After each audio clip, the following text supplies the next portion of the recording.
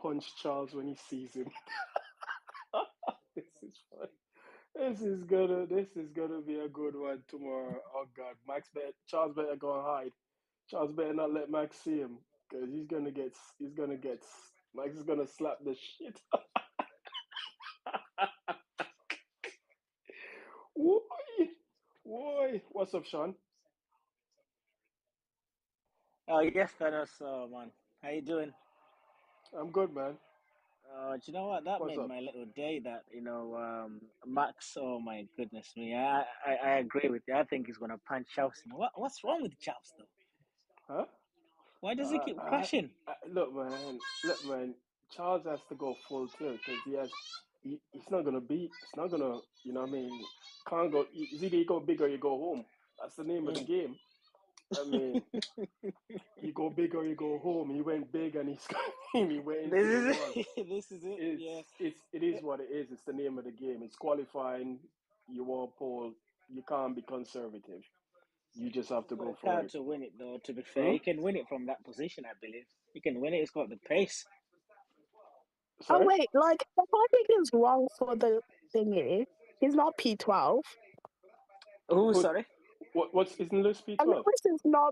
Lewis is not P12. What is he? So what is it? 13, isn't it? He's 18. P what? 1-3. Okay. 1-3. All right. Then. Unless like Charles has like a grid penalty or Or something. even let me edit it. Okay, Oh, fine. hello. I'll edit it because obviously I Let's forgot. know. Hmm? Uh, Is yeah, it that don't better make any now? it It don't make says any difference P13. anyway. Is that better now? It don't make any Do you feel difference. I was do you just feel gonna any better? say, yeah, that's bad. We shouldn't lie to the people. He's on the clean side of the grid. You see, so it's not Oh, come always on, good. guys. Come on. This has Hmm? been shocking for us. I think I would Imagine say if maybe it's raining though. If it's raining, that's good for him. For who? it's going to rain. Why For is that good? Lewis. He's going to be in the cornered. Huh? He's going to be right in the middle of the pack. With the way To he's be driving, honest, I he want may it to crash rain out in the anyway. middle of the race, not at the beginning. Uh, Yeah, that's true. I But don't care. I mean, this is a chances are he'll crash out himself it was anyway. The only good thing about that whole thing was Charles at the end, so that He I could can see have a that damaged Verstappen, car. His like, gearbox or engine could be damaged for Charles. So that would That's be it. bad. Yeah, because I yeah, know he what's hit wrong with him. you're not gonna get. I know, But but at least, you know, at least he's Perez not is gonna get a P1 and penalty for Verstappen engine is change. P9. It's like, He's not gonna wow. get a penalty for engine change, so he's fine. He can change his Ah, engine. okay. Yeah. I what's don't the think he. gearbox? Huh? How many has he had? The gearbox. I mean, you get a certain amount of. What It's is it? still No, beginning it's of the He maxed won't season. out. get a I think penalty unless. it's hasn't it maxed out on one already? I think at the beginning of the I season think when they changed Yeah, it, actually, I he think did. he He would get a did. penalty if he He's changes his still pole allowed unit. he three, will wasn't get he? a penalty for something because he's maxed out at one of the Yeah, elements of. no. If he changes his pole unit, I think he's going to get a penalty because Yeah, he already maxed out on that. it's. I don't think he has maxed out. You get four pole units for the year, Kingsley, not three. He Four. hasn't. You get four. They upped it because of the sprint races. They got a fourth one. Oh, Yeah, yeah. So Max is on his third. Max took his third power unit this FP3. I didn't even realize that. When I saw the thing. I didn't even realize that Lewis was already on two. Lewis Yeah, and no, George Lewis is has on got two. two. When did Lewis they has set got that two. second one? Was it not last weekend also? It probably was last Yeah, weekend they took the last second weekend. one. Yes, Yeah. yes, last weekend. But anyway, let's start the hysteria because obviously everybody. Lewis P13. I watched it on board, and once he made that mistake in turn one, you pretty much knew. Yep, that was it. He screwed up the turn one, and that was pretty I much think his his qualifying. tires were out of. Huh? Was it because his tires were cold? What was it? What was the I don't know, reasoning? but I think he had a good. I watched the out lap. He passed two Alpha to Alphas because of Joe and Bottas because they just finished their lap. When he had a clean run, I don't think there was anything for that untowardly that caused it. He just messed up his lap. Simple as that. But he said he was alluded to something about not Yeah, he coming said out. they left it too late. But even if they left it Yeah, too, but the conversation that they were having was that his preparation lap was not optimal, therefore he was losing tires for. I don't agree with that because, like I said, he didn't have anyone in front of it. He only had two cars in front. He had three cars in front of him. George and the two alphas, and both alphas he overtook. They pretty much moved out of the way, and he overtook them. Then he had to pull him to the side to let, I think it was either Charles or Carlos pass, and that was it. Then he had a free run for the rest of the going into turn one, so there was no one there impeded him to say he didn't have a good Maybe preparation lap. just make a mistake Sorry, and that's it. Did he just? He made a he mistake just and made a that's it. You mistake. His can't lap really. wasn't good enough. Yeah, It's Q1. yeah, From you saw what he did at turn one, the big slide he had at turn one. You're kind of like, yeah. in general, the car didn't have no pace because if you watch his on board, you think, okay, he's making all the apexes, he's doing right, he's doing everything right. But when you look at the timing screen, you're like, shit. So the car just didn't So have any pace. It's pretty much that. Yeah. obviously up until then, they were leaving it obviously right till the last minute because they were like, okay, track evolution. Yeah. They obviously thought leave it as late as possible, and clearly watching Q1, we were like, oh my god, like I was having kittens being like, if something happens, like this is like cutting it, one, fine, and two, like, what if something happens, like similar to this, what's happened in Q3, right? That could have Yeah. happened in any of the sessions. So it's kind of like, come on, Mercedes, you really want to be leaving it to the very last second. Like, it's there. So should, should they have done that? Like, would it have been worse just doing like what is it Magnussen did? Like, Yeah, but what the other guys did, they put themselves at risk as well because they went early. They went early, so they have no more. The tires are done. so what Magnussen did Sorry.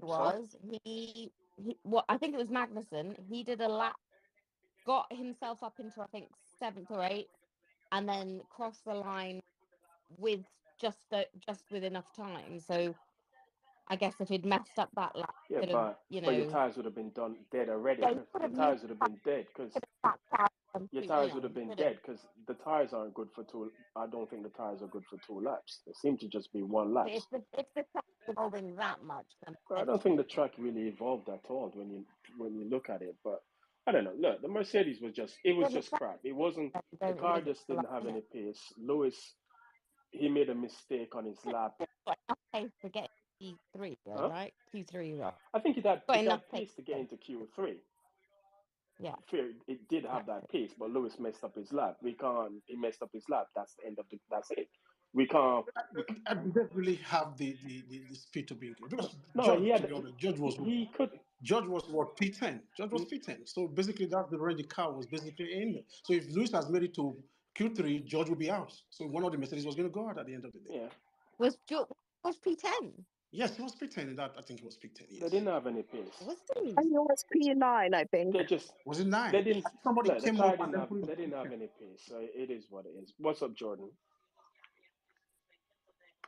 Oh yeah. Yeah. Not really much to say about that. It's just shocking again, to be honest. I mean, Why is it shocking? I mean, we ultimately, pretty much knew. you can blame Lewis. Yeah. Shockingly bad. Not shocking as in we didn't expect it. Mercedes, 1 second off the pace. You can blame Lewis for that error, but the reality is, it happened. He was put out because the car is so bad that any error is punished like that. I mean, Russell was not far away either. In reality, one mistake and he would have been out as well, and that's the reality we are in now. So I don't think you can blame the drivers too much. But if you so Verstappen could make that mistake in the Red Bull, and if he was on a flying lap, and he would still probably finish second. So that's the difference. so who you blame? Or So who do you blame? who do I blame? Well, obviously you have to blame Yeah, Mercedes. because they made a shit. They made a It's a bad complete car. mess. The car is rubbish, but Not just one though, two. what? Not just one bad car, two bad It's the cars. same difference. They 6 of one out of the other. and you cannot now look at where they are in this race and say they're any closer than they were last year, because they're not. Well, last year they They seem to qualified have what almost 6 and 12. Yeah, so it's roughly the same. If you look at the time gap as well, it's the same as well. Mm-hmm. So they haven't really made any progress whatsoever in a year. Well, Obviously, to be fair to them, they did say that the current car that they use it now is they did say the first 6 races would be a difficult period for them until they get the upgrade package ready. So, it's the same car that's been testing with that they're basically using now. There hasn't been that much of any work done on it. Yeah. I mean, but if they're a second away now, what upgrade package are you going to bring in the 5th race of the season that's going to pull a second Well, back? it's not going to. It just Obviously, doesn't it's not happen, going to does put a it? second back, but it There we go. pull them back and give them some form of performance. Because if they didn't think it was going to give them any performance, why wait so long to bring it? Well, no. Reality is, it will give you some performance, but there's no point getting excited over that upgrade package at all. It's not going to turn the car into a race winning They didn't car. say it was too far away. But they said the it's same very thing. bad, They said unfortunately.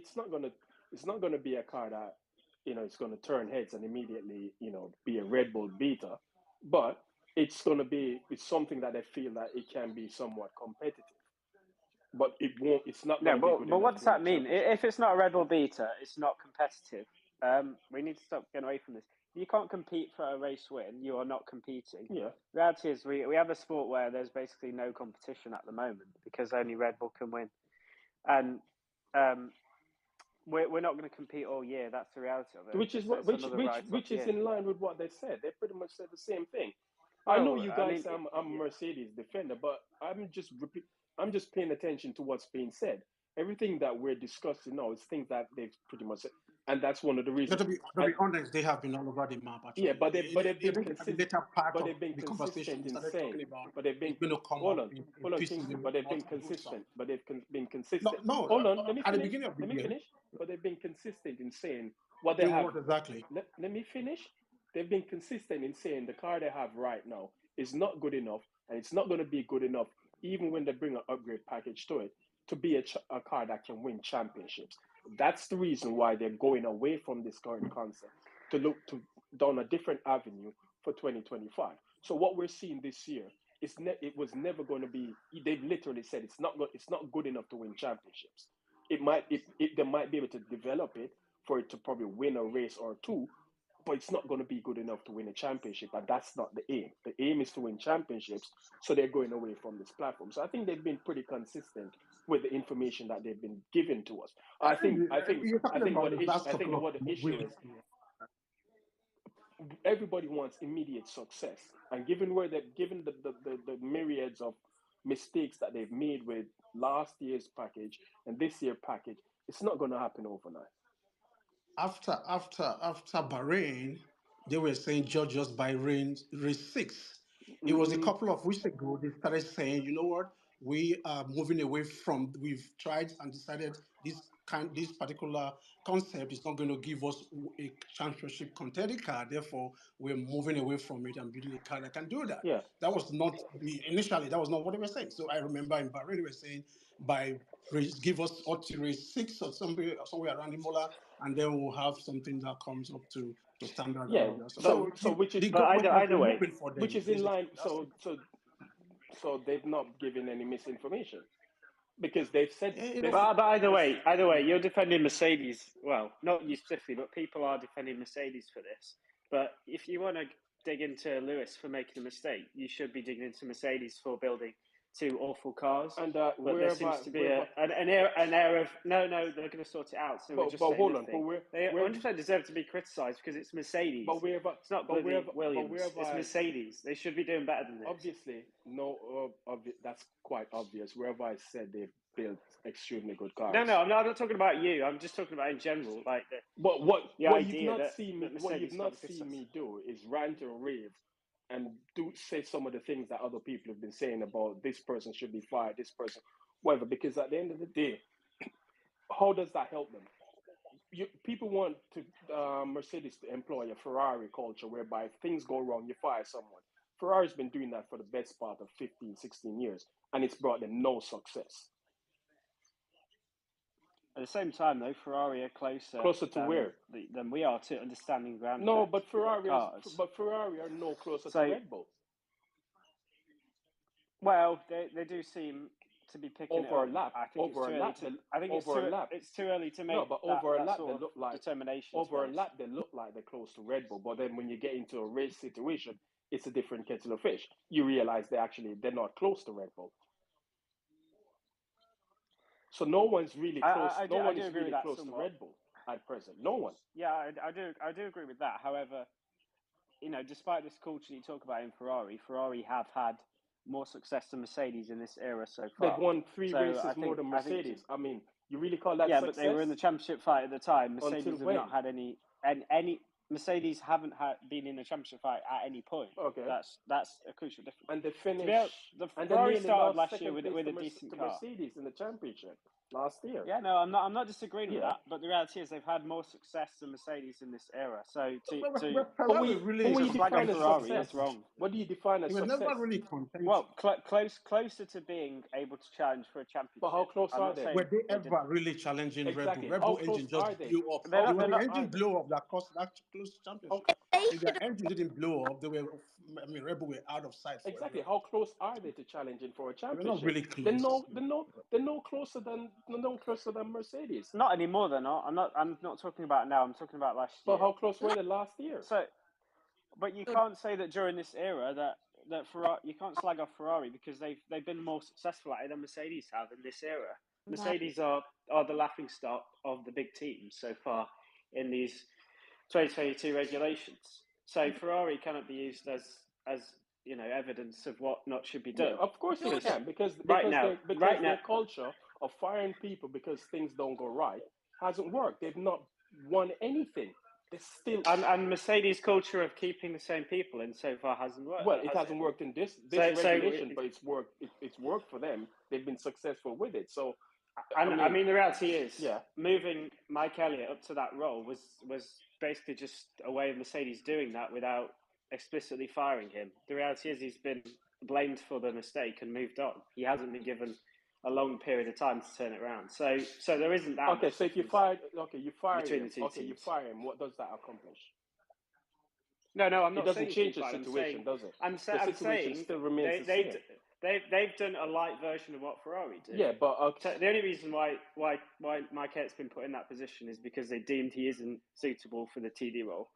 And I mean, you can believe the spin that he said that, but we don't know. It could be that he was moved on by Toto as well, or he had a talking to, and they mutually agreed in speech marks. The reality is that he was moved up to a different position. The next thing would have been just to let him leave from the team. He was only moved to that position to keep him in the team because they might see him as valuable resource. But it's no different to what Ferrari have done in just letting people leave, really. They've blamed an individual for the mess that they're in and moved someone in there to try and fix it. It happens in all teams. This no blame culture ideology is total nonsense. In reality, you put people in a pyramid structure and organisation because you need people in a position to blame when something goes wrong and take accountability for what happens. And if it doesn't happen, that person you're very, gets very replaced, and they replace the pyramid below them, and that's just what happens in sports and problem. organisations and business in general. but the Ferrari culture breeds is a culture of Thing. fear where people are actually scared. Can I say Go something? on, Diddy. Can I say something? Go on.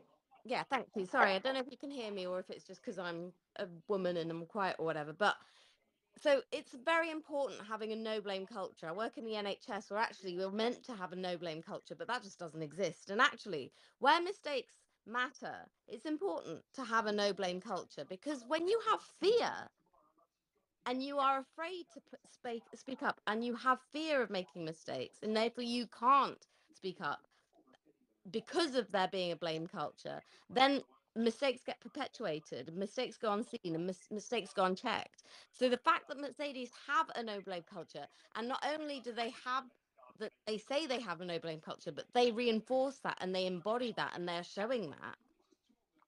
And Yeah, but I don't agree that they are showing that because they I are believe showing that that because Mike Elliott has been moved on they have as a a result mistake. of poor performance. Yeah, No, he's only been given one season. Let's be honest; it's not a 1 year. It's not a huge amount of time.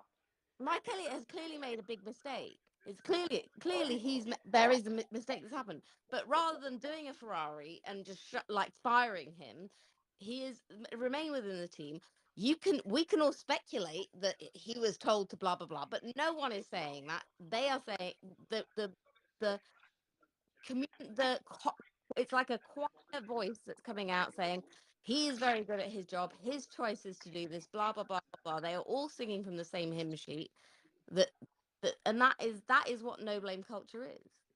Well, yeah, but while I agree that there is a chance that what they say is correct, that obviously he just chose to do that. The reality is, though, if he's been moved to a different role because he wasn't good enough in the previous role, how would you feel if you were basically told that and moved along? You'd feel like crap. You'd want to move to a different organisation. You want to move to a different team because you've basically been indirectly blamed for what's happened. hold on. It's no different, really. It is a blame But culture to move the someone thing on. is with Elliot, it's not technical nous he lacks. It seems the issue there is he's not the sort of he's not the he's not the sort of people person that can galvanize an entire organization. It's not technical nous he lacks. So they've moved him into a position where they felt like sounds like they blamed him then for the errors that have been made. his skill set will be more suitable to him. And they brought back Allison, who has that people skill, who can galvanize people. Look, it messed up. It sounds like you're blaming him. That sounds like a blame culture to me. You seem to be blaming Mike Elliott. What's the difference? You don't understand. That is literally a blame culture. Blame culture is where you point the finger at somebody and then yes, which they haven't done. Mercedes haven't said Mike Elliott has done anything wrong, and then no, but they have. They haven't said any. No, they haven't. They haven't said anything to anybody. That's you making assumptions. Yeah, but they have, because who gets moved out from a role they're doing successfully? If you listen to Mercedes, they actually said that was his own decision, Elliot's decision. It wasn't the team that made the decision. He was the one that made the decision by himself. So they were not actually forcing him to change position. He came to that conclusion himself and decided his skill set was set for somewhere else, and then James should come back to this role that he had occupied for a long time. So it wasn't Mercedes that took him out of that position. Well, this is what you believe, yeah, but you also heard he was under pressure a while back. What I believe is what was said. But Jordan, it's what they said. Are you going to? We don't have no other information. Exactly. So what I believe. So we have to. It's either you believe them or you call them liars. But if you're going to call someone a liar, you have to have proof that they tell you a lie. Let's say what I believe. That is what the team said itself. So if you have a counter information, you can present it, and then we'll say it too. All right, Lauren, what's up? Is where you say we're not performing. Binotto is our, TP. Binotto is fired. Bye bye. Let's replace him with this person. That is blame culture. That's the most extreme version of it, in my opinion. But moving someone to a different role because they weren't good at that role is just the next step down. That's you making assumptions, Jordan. No blame culture is, but actually making progress is identifying a problem, saying how can we find a solution? What roles do people want to do, and what roles are you going to be suited to do? How can we make this work? And then people saying, right, we're not blaming anyone, but what do people feel that their strengths in this team are? Right, Mike, what's your strength in this team? Well, actually, I feel my strength is more on this side rather than galvanizing the team. Okay, James, my strength is actually more in galvanizing the team than, building a hydron collider, blah, blah, blah. Fine. Why don't we think about switching our roles? Okay, how does everyone feel about that? Oh, I feel quite good about that. Great, let's do this. I'm a bit worried that might make it look like a demotion. Okay, how about if we word it like this? Okay, yeah, I feel like that's good. That's what that is. That's no blame culture. Yeah, but that. Jordan, okay, I'll make one more point. Jordan, no, hold on. You're hugging the mic. Lauren, go on. Okay, so let's just say there is a blame culture and they moved him into another role. Did you want him to be publicly flogged for the move, Jordan? Because I'm not understanding really he was moved. In your opinion, that was blame culture, but they said it wasn't. So was it supposed to come with a public flogging? Was Toto supposed to do a Christian Horner or a Gumpfer and be like, we need to move him. He's trash. He's ruining everything. We had to get Allison back. What was it? I think saying, you know what? This isn't working. He came to that conclusion, and a swap happened is better. I So, don't know. so Like, was he supposed to get publicly like? Was he meant to do that Game of Thrones run behind him screaming shame with the bell? I'm not understanding what was meant to no. happen. So I have no problem with the notion of blame culture. To be honest, I think if people are bad at their jobs, they should be called out for it and they should Yeah, be but moved how on. you You know don't leave he's not incompetent bad at people in his the job? roles. How Someone do just you said how Thanos do was you just saying we're not Ferrari, but I'm just but saying how do you say he's it's bad more at his close than you job? think. How do Sorry. you come to the conclusion he's bad at his job? Hello. Jordan, Excuse me. story of Hold on, hold James. on, You know hold on, why James Reina. is so hated? Reina, we let you go next. Hold on. But how do you come to the conclusion he's bad at his job? Well, he's not. I mean, to be honest, if there was really a no blame culture, you would have been given longer than a year to try and grow into the Yeah, role of but you technical keep director and saying actually learn, because people learn on the but job and people need yeah, experience and but people Jordan, need to you be keep able saying time to grow in the role. you keep So, saying but they haven't hold been on, given time. but So he must be you bad at keep it. saying He's moved on you straight keep away. saying you keep saying he would have been given longer at his job, which you basically you're disregarding the information that's out there that everyone was given, that the decision to switch positions was a mutual discussion between Mike Elliott and James Allison. It wasn't Yeah, Total but I Wolf don't believe or that. any. Why would you not believe? Why can't you believe it? Because we already heard that Elliot was under pressure before in the press and stuff months But before. So why couldn't no, he? The But of reality course is he would have been everyone on Twitter and everyone in the But press, of everyone in the course he paddock would was have calling out for James Allison. Toto had no choice but to do it in reality, what you because mean? the feeling was they had But you can't. But James Total couldn't. Allison being No, completely wasted. That's you. Total couldn't force And James it was Allison bad back. optics for No, Toto but as well to have Jordan, James Allison doing hold basically on. building It boats. was. Can I just say it wasn't bad optics to anyone but you guys who are salty that the car isn't good. If James Allison says, "I personally need to step back because of my personal life," what's Toto supposed to do? Lock him in a dungeon and say you're staying? Because you know what happens then? He leaves the team completely, and when he wants to get back into work, he goes elsewhere. But the thing is, Toto, let me the just say this. position. Yeah, Let me go on. just say this and then you can go. Sorry. Toto being able to have that relationship with his staff where they can step back, deal with their personal life and come back means that he's built up a situation where his staff feel comfortable enough to say, okay, let me come back. I can go back there. But if he rag tags his staff once they say, I need to make a personal decision, then they would have ran out the team. Allison doesn't come back if Toto's completely not understanding of that. So yes, it's an inconvenience that Allison left, but if that's the personal choice he wanted to make, Toto can't do anything about that. He either loses him or respects the decision. I And the actually position agree with you and here. the position I don't have any hold on, arguments against that, to and be the honest. position that Allison went into was actually created specifically for him, because he actually wanted to retire. He wanted to retire, and Toto was able to convince him to say, okay, what if we do this and keep you within the No, I organization? agree. I 100% So agree. I think that's a separate point, though, to saying I believe What? that they moved on Mike Elliott just because of the optics of what was happening around the team. yeah, but I think Toto felt that he had to make a change. He had to feel like he was no, doing I don't think something. he did. I, I, I think, I don't Well, think think we're he you, did. you do. diving That's into the just the realm of position you get into. conspiracy All right, theory if we hold start on. into All right, that. anyway, hold on. Reina, what's up? You wanted to say something. Go on. Okay, hi. Good evening, everybody. I hope you're Good. having a wonderful evening. Oh Have God, fun here we go. I regardless. It's don't like not that. wonderful, This Raina. tone It's means not. war. Okay, This tone so means like a war. couple things. One, I don't know who first said something about blame culture, but blame culture can't apply here because culture means it's systemic and it happens over and over again. And that has never happened. Something like this has not happened in Mercedes before, so you can't call it blame culture because blame culture means, oh, it happens all the time. When there's something, people pass around the blame and nobody wants to take accountability. If anything, this is kind of the opposite of blame culture because Mike Elliott has taken accountability for the car going wrong. He's decided to step away and do something different, better suited to his ability.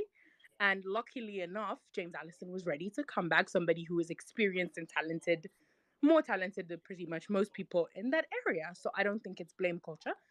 That's one. too, like on a lighter note, Jordan, like just between me and you and like the 300 people listening to this, did you apply for a job and Toto denied you? Because your vendetta seems very intense. Like it seems very unnecessary for what basically amounts to something people watch for fun. Like it's okay to get upset, but like don't you get exhausted? Like isn't it emotionally draining? Like just between me and you, like you definitely No, applied no. for a job with Actually, Mercedes. I did think about it, and I saw the reviews for Merck on Glassdoor, and decided not to because it didn't actually look like a good organisation to work for, which is Mm. another point. If you look at their reviews on Glassdoor, it doesn't speak of a good culture. Oh, That's all I'm saying. please. Okay, so I don't know what Glassdoor is, and I don't want to say Oh, anything, but Well, so knowing so who so you so are, a, I feel so a like you would disgr- kill to so work a at dis- Mercedes. so But hold I on. don't want to judge. That is based on So who I Jordan, know of you on social media. a disgruntled coworker makes a negative remarks on Glassdoor, and that somehow. well, the organisation I work in has 5 stars, so how do they keep bad reviews out? Yeah, so you definitely don't want to work for Mercedes then, I is don't what want to you're work saying. in Formula One. I never have done because they don't Okay, actually pay very well compared to tech industries. I don't know okay. why you need to make it so personal for no No, no, reason, to be no, no. honest. I This was was civilized genuinely until just you came in. no, no, No, no, no, no. you made it very personal for no reason. I just Like what? feel like you have a vendetta against Toto. Like you make it personal, or that you're always like. I feel like it's okay to hold a team you say you love accountable, because like you're a Mercedes fan, yeah. You're not just a Lewis fan. You actually like Mercedes. No, he doesn't. Oh, okay. You don't. Oh, okay. Sorry, I thought you did. But I feel like it's okay to hold them accountable, but consistently criticizing them for the most minute of things, even when they do something right, like when they let go of, or they didn't let go, but they switched out the whole Mike Elliott for James Allen. You still found a way to make it their fault, to make it like a Well, negative it is their thing. fault. The fact that they even had to do it is a mistake. Let's be honest. But just now, when somebody else was saying, like, did you expect Toto to flog James Allison and like keep him in a room? You were like, of course not. Like, I have no rebuttal. So exactly what situation did you think would make everything? Like, what is your ideal scenario for what could have happened? In the context of Mike Elliott and James Allison, Yes. well, I think what happened is probably the best outcome for all. Okay. If But you assume that Mike Elliott was always going to be bad at the job, but the reality is he was picked by Toto to replace James Allison. He But picked the wrong but don't person you to do the hold on? job. But don't Who you was the think James better Allison had a alternative say? to him? but But I hold on. think as a leader, you pretty much okay. I feel like the only person they could have hired in place of James Elliott that could have maybe done a similar James Allison, sorry, that could have done a similar job is probably the dude over Adrian at Red Newey. Bull, and obviously he's Oh, not Adrian Newey. available. Adrian Newey was the only They're person. not gonna get him. And Exactly. like, what is an institution that you're building if you're not able to promote from within? I feel like for you to bring a Oh, and long-lasting also, who's the legacy, next best you option have to out be there? able to bring up people. It wasn't And as like, if there's they brought nobody else. Like, it's James Allison and it's Adrian Newey. There's nobody else, as proven by the fact that it's not like another team miraculously did amazing with the regulations and be like, "Ooh, drats, you should have hired that guy."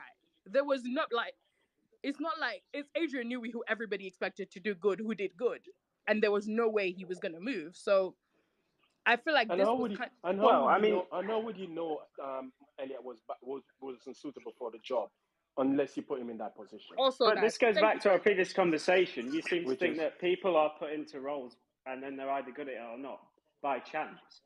You move up the ladder, and the person making the decision whether to promote you makes it based on what they know about you.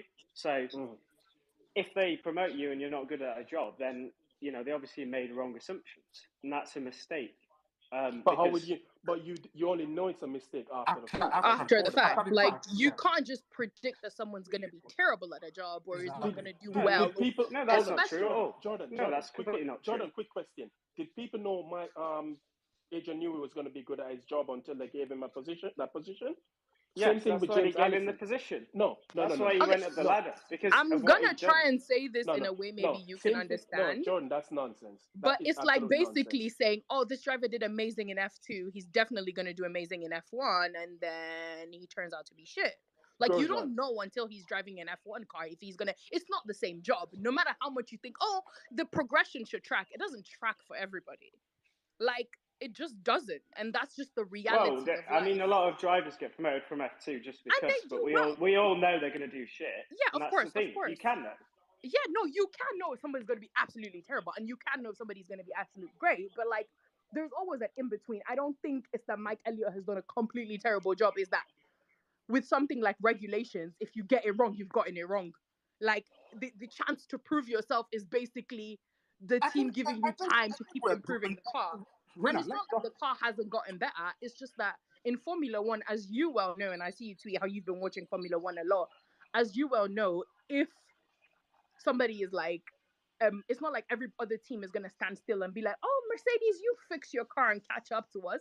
Everybody else is gonna be improving their car as Okay, well. let me It's ask. very difficult to catch up to somebody who has already gotten the regulations absolutely spot on.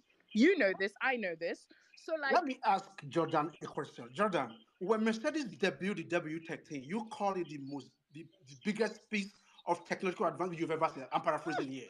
You saw yes, it he and No, you did. no, I just by didn't. I was Brother talking about the Kingsley, side he pods. did. When The they no did Yes, the you side did. zero pods. zero No, Yes, you no, one, did. no, no. I did Yes, not you say did. the car. I said the no side pods yes, design were a great feat of and did you know engineering, it was not which going they to still work? are. They didn't Did work you know it was not aerodynamically, going to but to work? build that car was still a massive aerodynamic, yes, still a massive but you engineering feat. you They said didn't work that aerodynamically. by merely Before saying that No, the car no, car. went you're on confusing track. two different things here. The side pods were a great design if you count them as an engineering challenge, and to be able to actually make them and build a car like that is fantastic. Doesn't mean the aerodynamic design is going to work. They're two different I'm things. not even You're going confusing that two different far into the things. aerodynamics, Jordan. We're just saying, My when What's you your question saw is the point this: then? concept, Stay you you on thought it saw was topic, a for great. God's car sake. on a screen. By me seeing it, you've not seen a race at all. You called it a technical feat. That's it.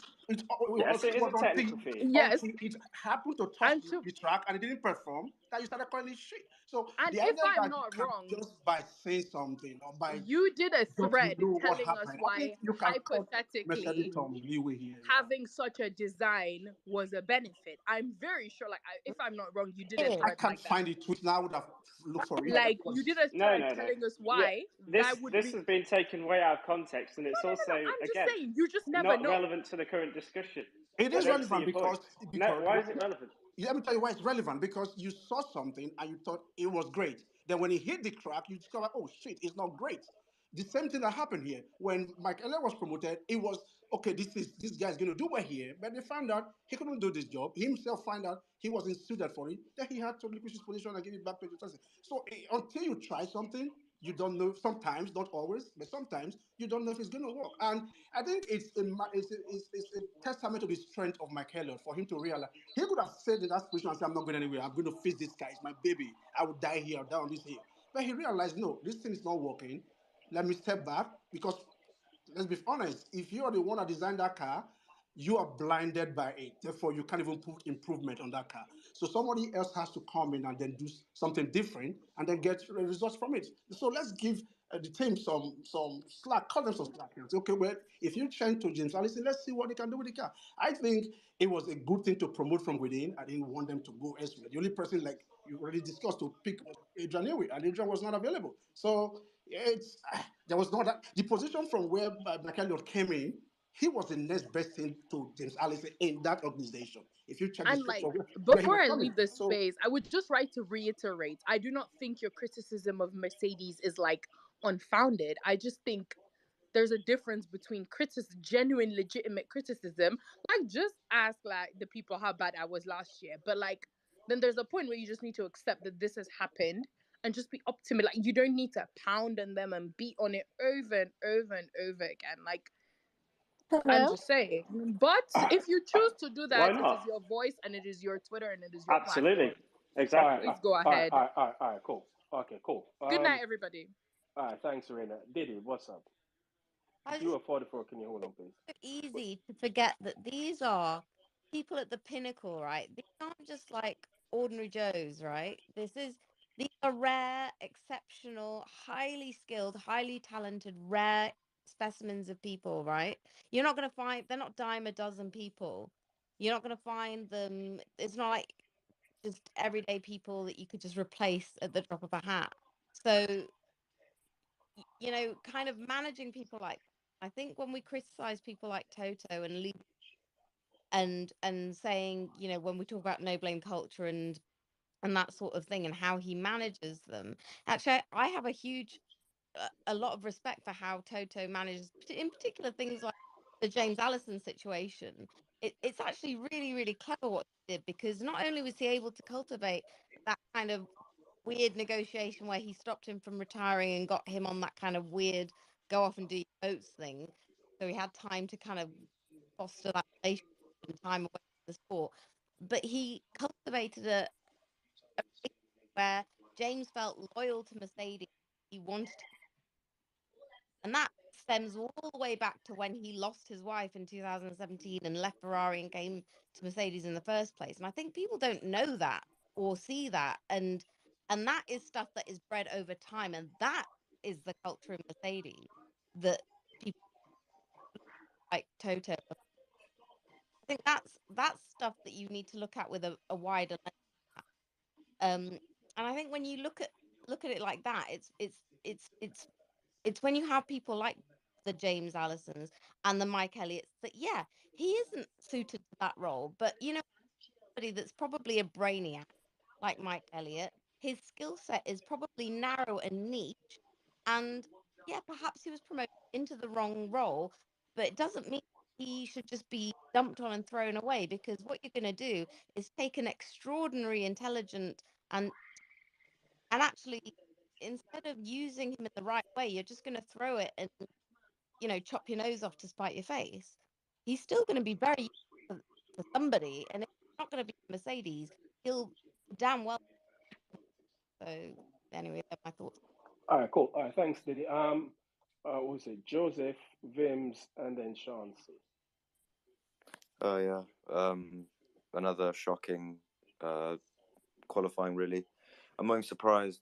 I literally tweeted out during Q1 that one of the Mercedes will make it through to Q3, and look what happens. It's shocking, to be honest. I'm just surprised now that this is keep carrying on. Who's going to take responsibility? Because it seems like a lot of personnel at Mercedes seem to want to just ignore this and act as if it's all fine, which really not. Because people like me and Jordan and I know plenty of other fans are actually quite upset about this and feel quite disrespected.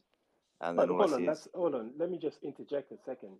You're saying people at Mercedes seem fine with it. What makes you yes. think that? Why Well, would I you mean, think that? from the tweets that I seem to see and all this PR Yeah, but nonsense and they all have the a social. TikToks.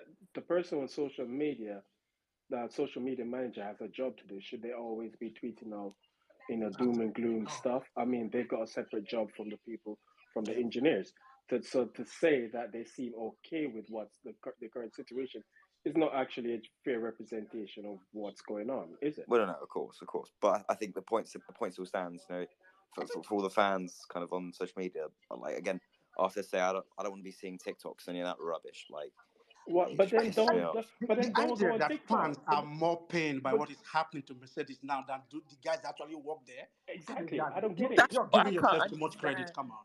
You're I'm giving yourself too sorry. much credit. It's not Like, possible. I don't know why anyone thinks that they're more hurt about the car than the drivers who Exactly. have to drive That the the We're car. not guys the that actually exactly. We're drive not the the You've been one car. an working engineer 24 hour and you shifts. have to see this crap on you working hard on the car, and You, this is the yeah, crap you're you coming up with. sacrifice sleepless night, and this is what Like, came out. Are You you think sure though? I you're mean, more they're hot just than paid for it. At the end of the day, it's just a job. They go Why? home. yeah, When it's you? just a job, but Hold on. it's your They No, work. get no, no, paid no. more than Your me, Hold on. that's for Hold on. work. sure. Hold on, No, John. What do yeah, you but mean? It's just a job? I've Do been you in not tech care? companies that No, don't no, no. deliver products And and code and no. stuff Answer on my time all question, the Jordan. time. And Because at the end of hold on, Jordan. that's not Answer your my question, concern. Jordan. You Answer my just get question paid to because do you're what you're saying doing. it's just a job.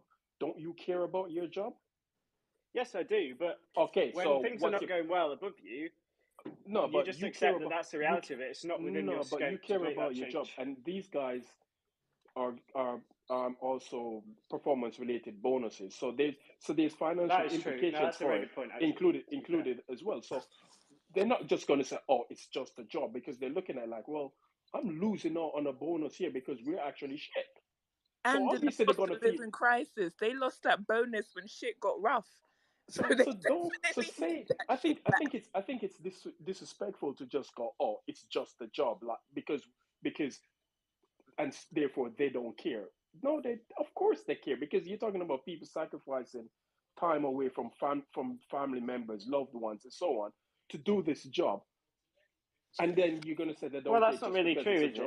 it? The What do you mean people, it's not the really people who true? are responsible for this mess up generally work in Brackley and don't travel. The What? trackside operational team are not really responsible for the current situation. Oh my It's people who work in Brackley and travel there every day and just take home a salary. I think you're unwilling to ever to cede ground and give them any form of, I don't know, credence or whatever. I'm just correcting your mistake there. It's not true. What mistake? What mistake?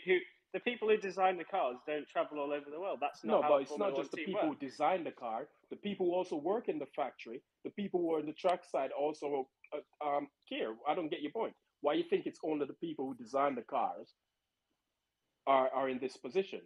And It's a none of team you sport, guys right? are mentioning.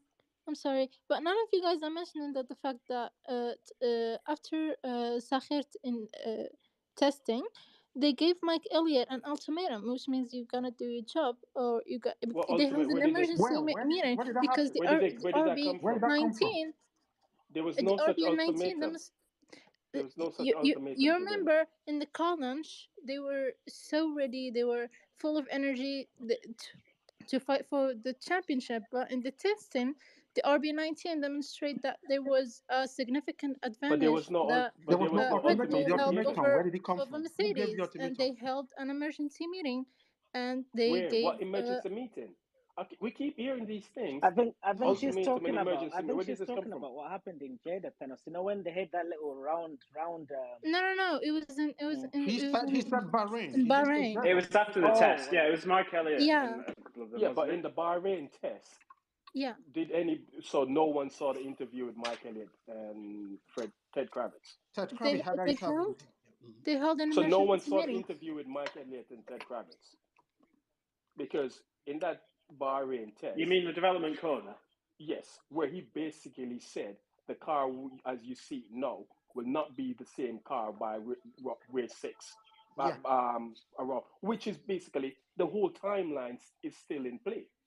They told you even at the start of the season that the first 6 races of the season will be very difficult for them. It's going to be a slog, so they're going to try and bank as much points as they possibly can.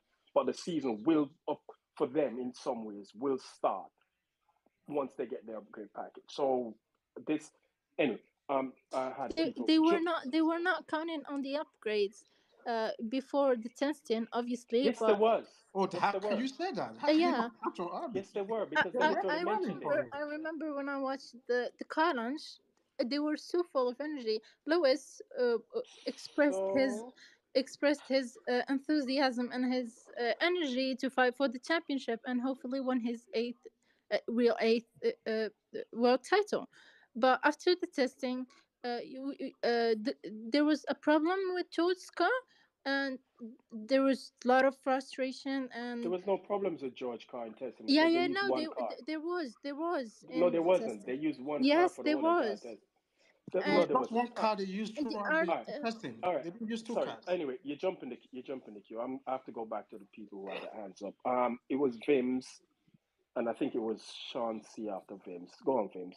Oh, okay. I was just gonna say that we need to start praying whatever prayer that Perez is praying because it's working for him. He got maybe Max will come out of this race and he will be, I don't know, 20 points behind. Who knows? We have to start praying that prayer for our Imola updates. I'm not hype about them, but I'm hoping at least 3 tenths. At the best, 5 tenths. 3 tenths, I'll be happy with them. That would be good progress. And we're gonna just have to pray for rain in the middle of the race. That will make things interesting, I guess. You think that W14 will walk away in the rain in Miami? I think well, actually, It will it's a work boat. well. I'm gonna go What to works for him, church and right? I'm gonna pray A for cloud it. came over Miami and they couldn't qualify again. But I John, mean, Kingsley, I it's don't a know what boat. shit It's is a that. boat, so it probably would work well in water. So you never know. All right, thanks, Vims. Sean. Dennis, how you doing? I'm good, man. Hey. It's nice to listen to all perspectives. Thank you for the platform, first of all. I think we shouldn't. I'm not saying we are, but we shouldn't dismiss, pissed off fans like Joseph and Jordan. It's nice to hear from their perspective, to kind of. Oh no, we're not Yeah, dismissing Jordan. yeah. Not at No, all. I'm not saying we All are. all I'm not, views are I'm not saying welcome. we are. But most fans on Twitter, if you notice, they actually feel that way.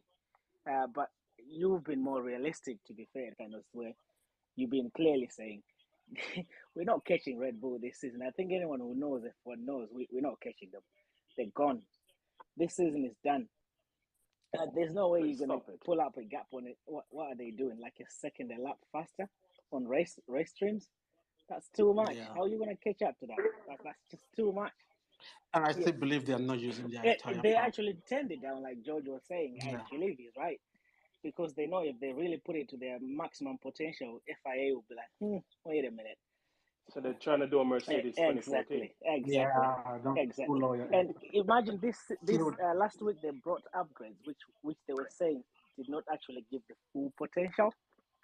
I was watching Max race runs yesterday. He was doing 132 mid. The nearest person to him was Carlos, who was like nearly 9/10 off. And this was just Max obliterating the field. So don't be surprised if he come back from 9 and win that race tomorrow. It's depending on. No, I don't think he will pass. They have to.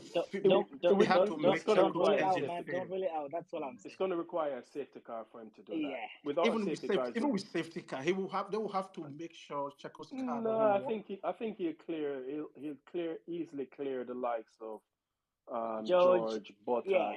No, George is not a problem. I'm talking about his teammate, Checo. Oh yeah. Yeah. That's what I'm saying. That's what I'm saying.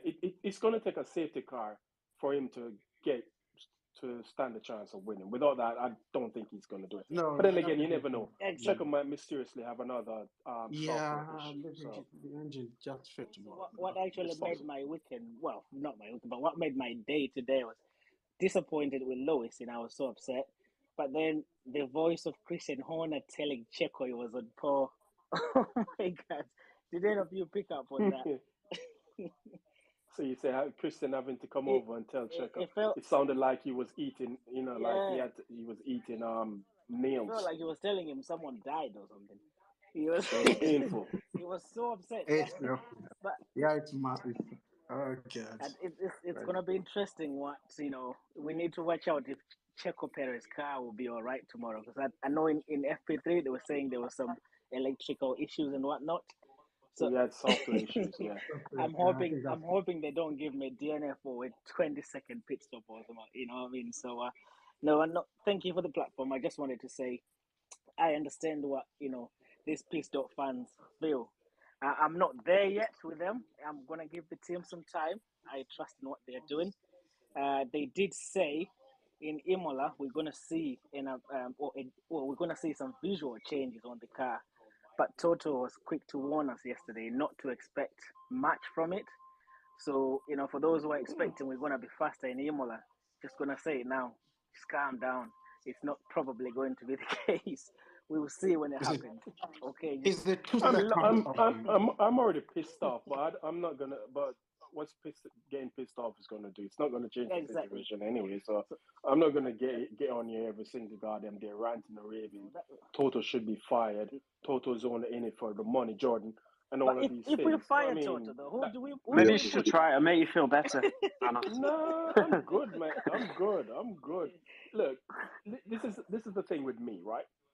And I'm not generalizing with anybody else, but this is the thing with me. I understand. I've played sports at a semi-pro level, so I understand wins and losses. You're not got. It's never going to be. You're not always going to win. Basketball. You're not always going to win. You're not always going to win. You're going to have your up moments and your down moments. You just have to ride it out and just deal with it. Like, you know what? Yeah, but they're having a bad moment these 2 years. It was going to happen. It was near impossible. But that's not really true, is it? Because you're comparing a sport like basketball to essentially what is just an engineering contest. No, but he's not correlation is comparing correct, the two sports. He's not you comparing will always the win. two sports. I'm not comparing the two sports, dude. I'm just comparing. I'm talking about in sports in general. You don't always win. You're gonna have moments where you're successful and moments where you're just gonna have to speak. Right now, 8 years we were on top. Now we're struggling. Yeah. Red Bull had the same especially situation. after Abu Dhabi Ferrari, 2021. Red Bull had the same situation. Ferrari had the same situation. Yeah. Williams had the same situation. McLaren. It's how sports work. It's winning is cyclical. It's not. You're not. It's not. You don't have a God-given right to succeed in sports. You have to I earn it. think we'll get there though, 2026, guys. Just lower your expectations, man. In terms of Oh my God! No, don't Well, lower it. well, No, you should. you No, might find Sean, I might not last till that long, to be honest. Sean, You might find me. Sean, I think you're wrong lower to your say expectations, man. don't Hold it lower back. your expectations. No, I think you're wrong, Sean. I think you're wrong to say lower your expectations, because if you lower your expectations, then you look at this team and you don't expect anything. No, your Thanos, expectations you're of the forgetting. team I mean, is for I'm an them to Arsenal produce fan, a man. I'm an wicked Arsenal winning fan. I have package. to lower my expectations to be happy. Come No, on now. why should you lower your expectations? So that Your expectation should always be for the team you support to be successful. man, a bit. So don't lower your expectations. I don't think that's the right approach. But shit happens. They're having a bad moment. They're having a bad moment. Yeah. You have to ride it out. It's the name of the game. Yeah, we hope for a better weekend for Lewis tomorrow. I'm hoping I don't know. How far up do you think he can go tomorrow? Have you seen his rest stream? Because I didn't see that. I don't know. It depends on which tire they started, man. But then again, their race stream was a bit better than what their single lap was doing. Were So they? maybe they could. Yeah, they were a bit better. Yeah, So good. they can climb. That's good to hear. All right, cool. Thanks, Kingsland. Thanks, Thanos. All right, cool. Thanks, Sean. Geta, and then I don't know how to pronounce this guy's name. Is it San or something like Sean? After Gita, then just mute your mic back. Mute your mic back, please. Sure. Mute your mic back. What's up, Gita? Hey, how's it going? I just wanted to add in, I think when I joined, you guys were talking about Toto and Mike Elliott. So if I may just come back to it just a tiny bit, I feel like Jordan's point is valid to an extent. I think we work in engineering and technology business, so we associate it probably with it a little bit more because we've seen many technological leaders, I'm sure. You could have 10 great engineers in the team, but that does not make the best product. The technological leader or your team principal, whatever that title we give that person that brings together an entire solution, is key. And not just a solution, a backup to a solution, a backup to that solution if that fails. You're planning for what solution you're rolling out is key to any kind of success. And if you fail, what's your backup plan, right? That often gets missed out. There are millions of great engineers, but not all great engineers roll out great solutions. So probably James Allison's greatness was missed when he was no longer in that role. Most likely, I'm imagining, Mike Elliott's importance was elevated because James highly probably thought of him, right? Both can be true. But to say that Toto doesn't own that decision or doesn't own the mistake of making Mike the main guy, I think is wrong. Because you make someone your main team principal, the leader owns that. I have seen pretty much every interview Mike Elliott has done over the last 2 years. I want to listen to what he says. He does not inspire me at all. Everything he says has a negative connotation to it. I don't feel like Mercedes engineers would be looking at Mike Elliott and thinking, oh, this is a leader I want to work with.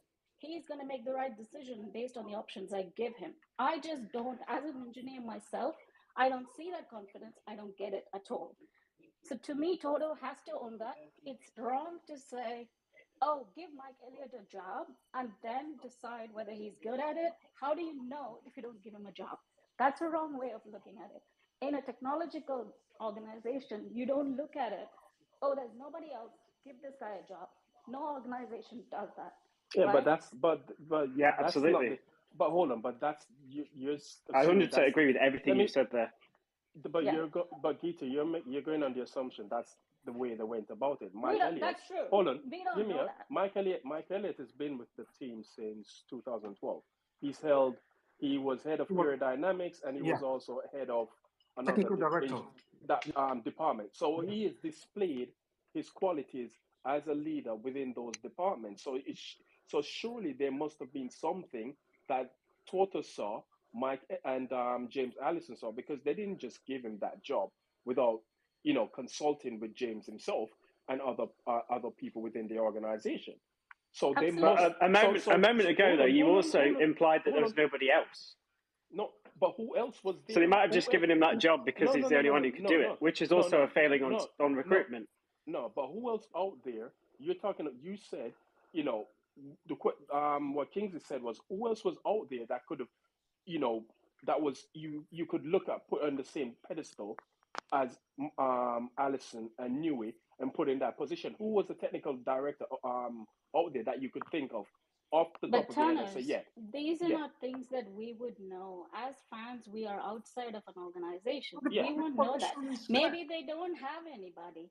Maybe they have one or two people and they chose the wrong person. Or yeah, but you maybe don't, he's but the you best won't they know. got. We But don't how know do you that. know that's the wrong person at the time of choosing? You don't know until No. until So in there are okay, so no. Hold in on. some cases you can know that in some cases. But Mike Elliott has proven himself within the organization, and they've looked at his track record within the organization and his success, and thought, well, you know what, this is the next. We think you're the next best person.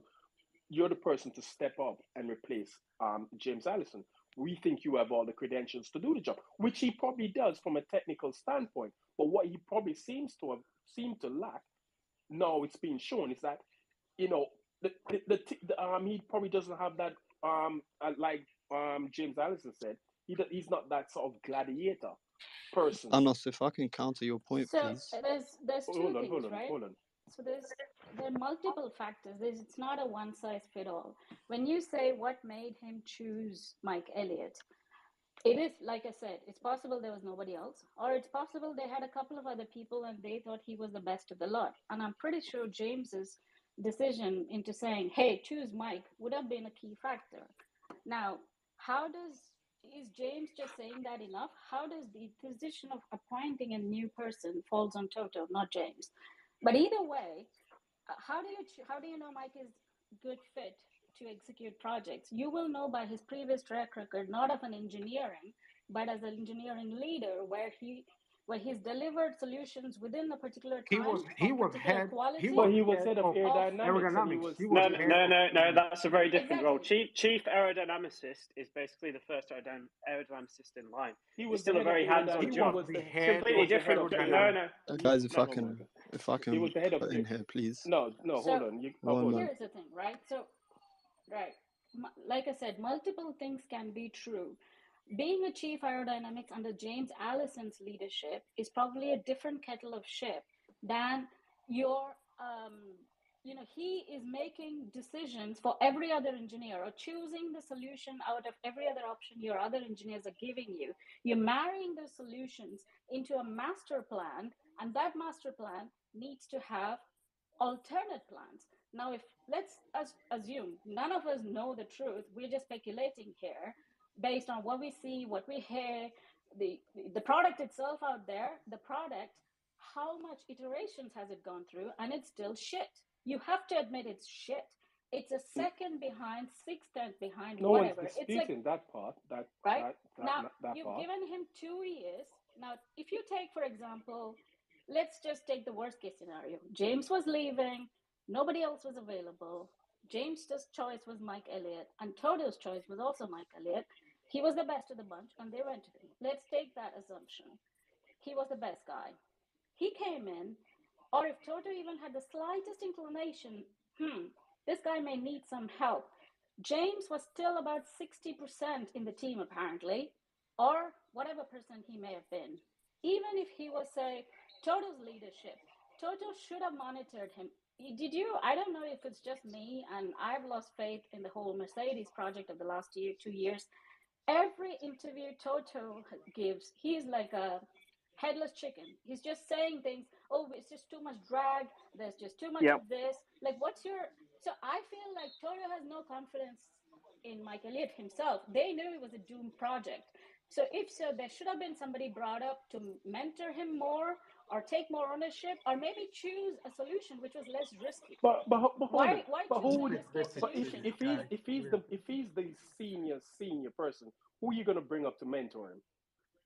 Well, you have to hire somebody who's retired. You have to use your Who? But Mister, resources. who? Name somebody. who Name somebody. who? No, Name I'm someone. not working in F1 field. I don't know But I'm saying, if in an engineering field, if I am the BU leader, if I feel my main chief person who's delivering products to me isn't doing a good enough job, or they need some supplement, I will bring in somebody who can I think mentor you're them, mistaking F1 for or software industry. Look, the only person that can do the job is Adrian Newey, and he's in Red Bull. that's Who not else can do true. the job? That's No, that's total look, all nonsense. just right, all right, because It's not hold on, fact. that's all right, because all right. you've got All right, Can we all right. let? Let Renault and me Ferrari okay. as Let me give some other as people the chief mic of because leader at that point. let me give some other people a bit of the mic. San and then Mr. What's this? Mr. Squarehead. Yeah, well, thanks guys for the platform. This is great. And just to comment on what's being said about the Mercedes team, we should always differentiate between responsibility and accountability, right? So I would say yes, maybe James is responsible for the screw up they're in, but eventually Toto is the one to be held accountable. And if you're asking who to bring to mentor James, well, if you don't have a person, if the only person that can do that is Adrian Newey, then you go get a consultancy for him. You go do something. You give him extra training. You mentor him yourself. There are things to be Mentor him done. to do what? But what are you mentoring him to do? You need Whatever. to get involved in the decision making Look, panels. You can't just let Mike Elliott No, make but what you decisions. mentor? But what you But no? you, What are you look, mentoring him to do? guys, there is a big difference. Look, we all work in companies, right? If I ask any one of you guys right now, and you don't know me, if I ask any one of you guys right now, how good is the company you're working in, you're probably gonna say it's all right.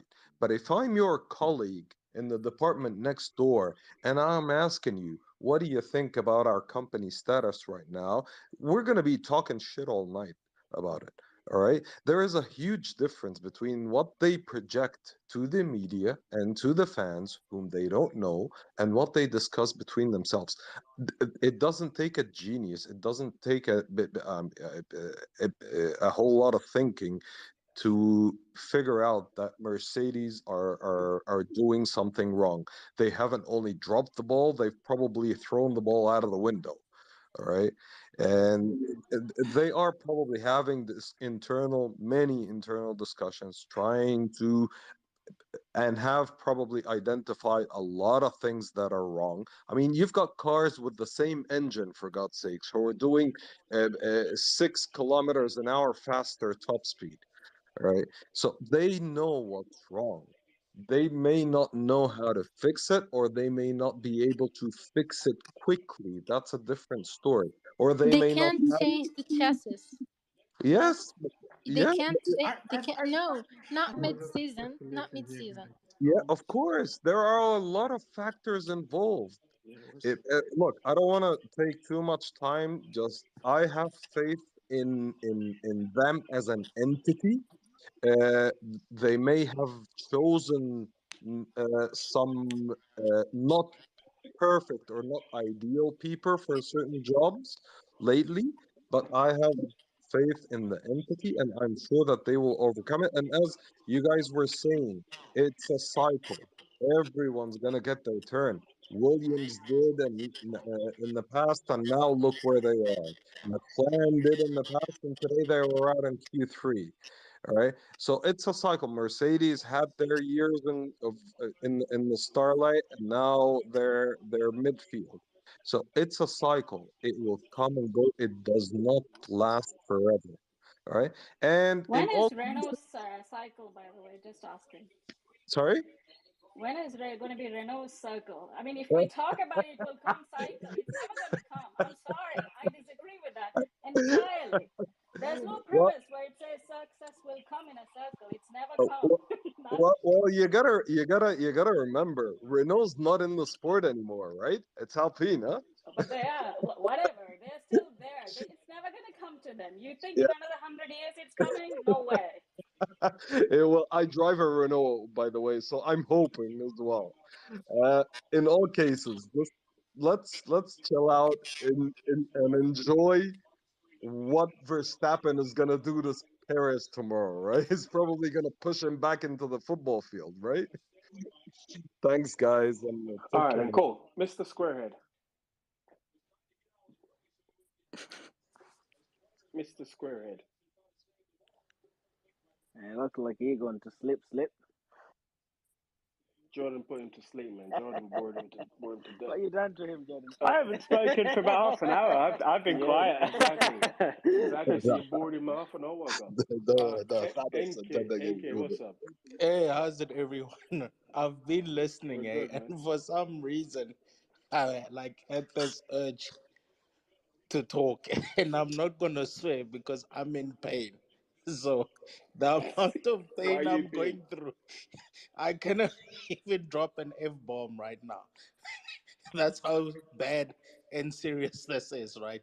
I'm listening to Gita, I listen to Jordan, Kingsley, and yourself, Thanos, and all of you somehow seem to be right about a view that you're arguing for. But my problem is, as I'm sitting here, if I'm Toto, I'm very worried because I'm looking at this and I'm thinking, what can I do to fix this? Because, man, not in a bad way, it's bad. Like it's really bad. And what if James doesn't get it right? Then what's going to happen? Because we seem to be saying Newey. Let's forget about Newey now. Are there other scientists or whoever, or Elon Musk for that matter, who could possibly come to Mercedes and help us fix this thing? Because I don't know. It's just Elon something can is not barely. right. It's Elon, Twitter can barely run properly with Elon. He ain't got nothing that he can do Mercedes. Yo, so if I can put in my 2 cents, please, because I've been waiting. Yeah, but we Thanos, I called your wanted to. name. We called your name when you went quiet. Sorry, You bro. Yeah, didn't someone reply. knocked on my door. Apologies. All So, right, go on. Sorry, I want to make sure I pronounce this right. Nketsko. I hope I pronounced NK, that just right. say NK NK. is fine, man. NK is fine. NK, okay, appreciate it. Yeah. To answer your question and to answer something that you said earlier, Thanos, about Mike Elliott being the best person for the role, I think you'll find he actually hasn't been part of a dominating team until he joined Mercedes in what was it, 2012? That was when he joined. We're talking about who's going to be the best person for the role in terms of the chief technical officer for a team, and this guy Mike Elliott, as much as I love him, and the guy is a genius in his own right. He's specialized in one thing, and that's aerodynamics. And whilst this concept is quite a unique concept because no other team has gone for zero side pods, it's obvious that the role for chief technical officer should not have been his. Like, I don't know why that's up for, why that's even something that's even up for discussion. Yeah, but Yeah, he for that's something you can say after the fact. You couldn't have said it at that point in No, time. but no, that's you can just the go wrong for his track attitude. record. So Thanos, What? I'd like to let me give you a little bit of data then to back up Okay. my point. So he joined McLaren 2000. McLaren didn't do anything for that entire period of time. He was in McLaren from 2000 to 2008. Then he was at Renault from 2008 to 2011. They did nothing during that period of time. And then he was at Lotus for 2012. So you can actually see from his track record, he did not have the But experience for the position that he's in. And even the position that he wasn't previously as an aerodynamicist, he wasn't industry leading. So we're here arguing amongst each other about whether there's a blame but culture or whether he's but the hold right on, man but for the hold on, role. but hold on a second. So because he was at these teams and they didn't have any success, that's somehow his fault. That Well, that means his ability to have to have taken over the position that he was given meant nothing. That somehow disqualified him because of the teams he was previously in, and their lack of success thereof. Okay, so here's the point that I am making. It's that when he was at other teams and he didn't have the direction of James Allison, those teams were not successful. He joined a team where he was under the direction of James Allison, and then he created something that was industry leading. That's a fact. That's not something that can be disputed. So you're telling me, I'm talking from hindsight. I'm actually not talking from hindsight. I'm talking from the get-go. I was never part of Mike Elliott should have gotten the role. When I found out that James Allison was leaving and there was going to be new technical regulations for the aerodynamics, I knew that Mercedes was going to struggle because they had a long wheelbase car, and the new aerodynamic regulations favored the short wheelbase cars. And we was talking about, the current cars now are pretty much all the same length. The Red Bull is no smaller than the previous and generations of I'm Red Bull. glad that you said that, because the previous generation of cars were all the cars that were best at being agile around the corners were the cars that were short wheelbase, and these new technical that's wrong. regulations That is favored wrong. those You're actually cars wrong. more than they favored the new But cars. you're actually wrong there. You're actually wrong. So could you tell me how I'm wrong, please, Thanos? Because the W11 was the longest car, and it was still the best car in every single facet you could think of on a racetrack. So I think this argument is too simple. Like, the reality is the wheelbase is just one property of the car, of the overall design. The reason why they had long wheelbase in those seasons 2020 is because they needed more floor space to make their low rate concept work. They needed, because they weren't using the diffuser, working the diffuser as hard as Red Bull, who have this high rate and create a very high pressure area underneath. I think that has nothing to do with their lack of success in this era, because the ground effect aerodynamics is completely different, and is fundamentally the reason why America messed up in this era is because they assumed that, or Mike Elliott or whoever we're blaming has assumed that the key to winning and the key to getting the most downforce was the most suction to the track, which means maximizing Venturi tunnels and the most ground effect you can obtain, which means they ran their car completely on the deck. But it turns out the suspension and the mechanical system and just how much the floor was flexing couldn't handle any of that, which meant the concept was completely flawed in reality compared to the simulator. So doesn't James Allison take part of the blame for the W13 as well? Yes. Why not? Why not? Because when the ground effects regulations came into effect, James Allison was still technical director at Mercedes. Remember, in 2020, they stopped. They were banned from working. Wasn't it in June 2021? No, in 2020 they were told that they couldn't work on the cars because of the whole COVID thing. On the ground effects cars, they were banned from doing any work on it for a period of time. But they would have actually started work on that car once the regulation came up. So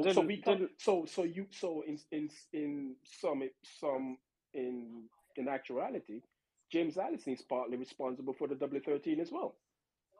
Didn't Mike Elliott take over in June 2021, I believe? But James Allison was, but the point is, but James Allison oversaw the project.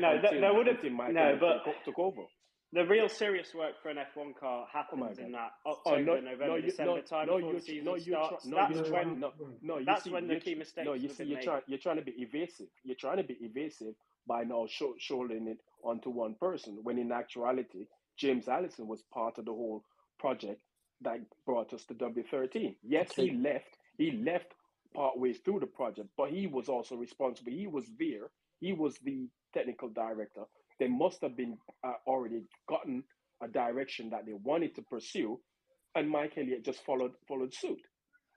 Okay, so Thanos, if I can ask you a question then, if you think that James Allison is partially to blame. So I'm going to make a point here, because you said earlier that sports is cyclical. So for the past 31 years, the two people who have dominated Formula One have been Adrian Newey and James Allison. And when it's not been Adrian Newey, so since 2000 to 2021, there's been 11 championship winning cars designed by James Allison. And that's within 3 teams. He was the chief technical officer at Ferrari, so they have 6 years of domination. He was never the CTO at Ferrari. So one second. So at Ferrari, and then the 2 years at Renault, and then at Mercedes as well. So You do you can think read that that a out. man who James dominated Allison for the joined majority Mercedes of in 2 decades could 2017. genuinely create something this Yeah, but monumentally he also messed up? created cars that I want didn't to win ask you championships. something. You I said don't. James Allison joined Mercedes in 2017, and you said that Elliott didn't turn into anything until he joined James Allison. Elliott was in Mercedes from 2012. James Allison came in 2017. In that 5 years in between, Mercedes has won championships. So I don't know what your point is actually. Good spot. Good spot, Mr. Squarehead. A Yeah, rebuttal. sorry, I couldn't. A Was rebuttal. Kingsley speaking? Yeah, a rebuttal.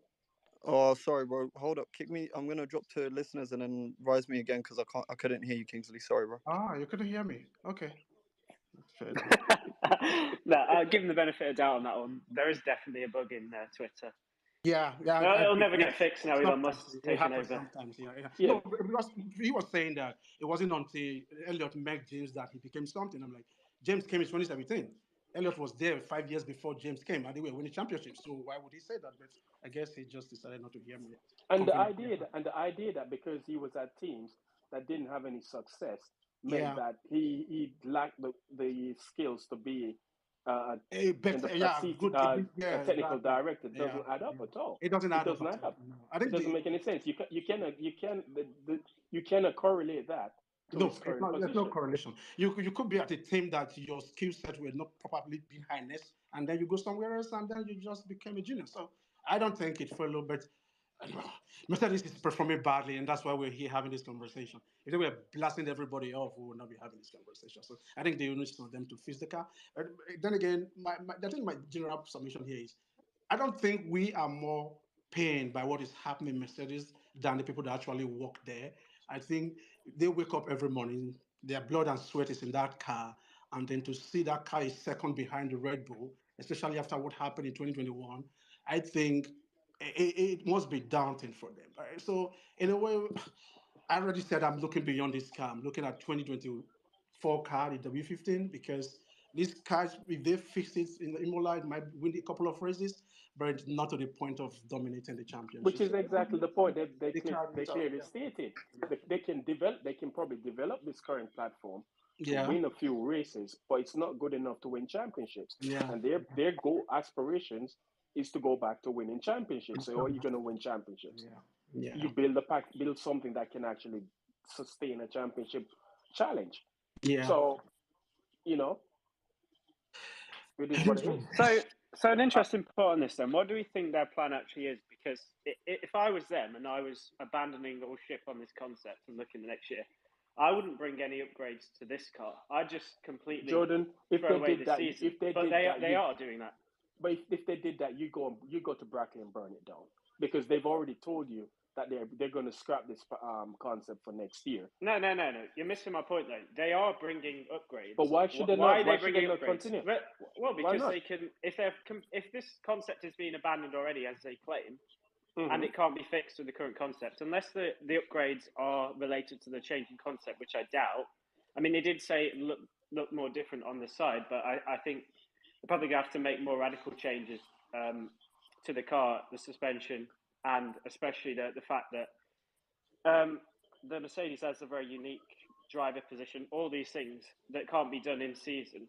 Why Because would you bring you're still upgrades? Why because would you're you still not in a, just? you're Why? still in a you're still in the championship fight. You still want to compete. What You know, championship fight are we in? no, oh God, you Battle still of the want to compete. losers. You still want to compete. Why should they just just No, abandon but it? we're not You competing, though, are because we? I you still mean, it's because by just doing fucking this, rubbish. there's things they still can learn. You can learn something by developing the current concept. Or what if the upgrade they're bringing is going to be in line with something they want to do next year, but they're just trying it out here. Well, yeah, that's the only That's justification it. for it, and I agree that is potentially possible. Yeah. But at the same time, would you not offset your gains just by using the extra resource, the extra wind tunnel time you're going to get by just not focusing at all on this season? Throwing the I, season away, which means you will get more wind tunnel time next year as well, which is a longer term advantage, especially can you carry that when on they're it? going to be looking at 2026. Can you carry? Okay, you mean if they are backward, fair enough, then they have longer. Win on time. Yes, exactly. Okay. But yeah, I think they are competitors first of all. So I think my own way of saying it is probably the bits and parts. For example, the suspension they're bringing in, they may be part of the entire component that will make up the 2024 car. So why not try it out now and see what performance we can get from it, and then see how we can then change There's the things you thing. can still learn from Yeah, this you year. can Yes, still learn it's a from it. dud. Yeah. It's a dud, but there's things you can still try Yeah. and give you some idea of Of what where you need to direction what you're you going shouldn't be and what. doing Yeah. going forward Yeah. and what you should be doing. So you can't just write the year off and just say, okay, don't do any work on it. And Nah, if I that's see if I see that's any more ridiculous. weekend So, like but this one, I will But be pissed off. So Thanos, at least let Thanos, them just to get. add to that, but question to you, Thanos and Kingsley. Why do you think Mercedes kept the same concept, pretty much everything, end of season? Like, what did they? This is something I really want to ask them. What did they Well, they use did the say that end of the they year already for? explained that. They already They pretty explained much No, it. but they said here's the thing, but though. It the, seems at the least 2 months too late, isn't it? They are bringing in James Allison now, a few 2 months later in the season. The decision to bring changes, upgrades, or whatever is coming in race 6. Like, what stopped them from making this at the beginning of the season is what I want to know. What? Like, what? No, it doesn't. Why I mean, couldn't it they? takes a while to actually They would have build a reviewed path. these things end of season to see, are we going in the direction? What are the things we should have done differently? What didn't work? Okay, here's what happened. Here's what To happened. me, So you're starting the season at a very wrong foot, and then you're making it seems reactive to me. I still don't understand why they would yeah, do that. here's what happened. The W13 they had problem with the car. One of the fundamental problem was the purposing. So they wanted to correct that in the W14 and think that okay, if we solve the problem of purposing, then we fix at least 80% of what helps the W13. But the problem was there is no way to find out until the W14 hits the track. And then when he hit the track, he has a purposing stop, but other problem came in. Now, they didn't see those other problems. So I think if you want to develop, No, that's not how it Kingsley, works, though. Kingsley, No. Kingsley, yeah, they didn't see those yeah, other problems. This is a team that's been winning 10 out of 22 races. You go into a it's a season different and win, concept. it doesn't matter. Your It winning matters a yes, it rate lot. does remains your matter. If it winning Yes, it doesn't rate. does No, matter, no, they no, matter. will not no. be Let me struggling. speak.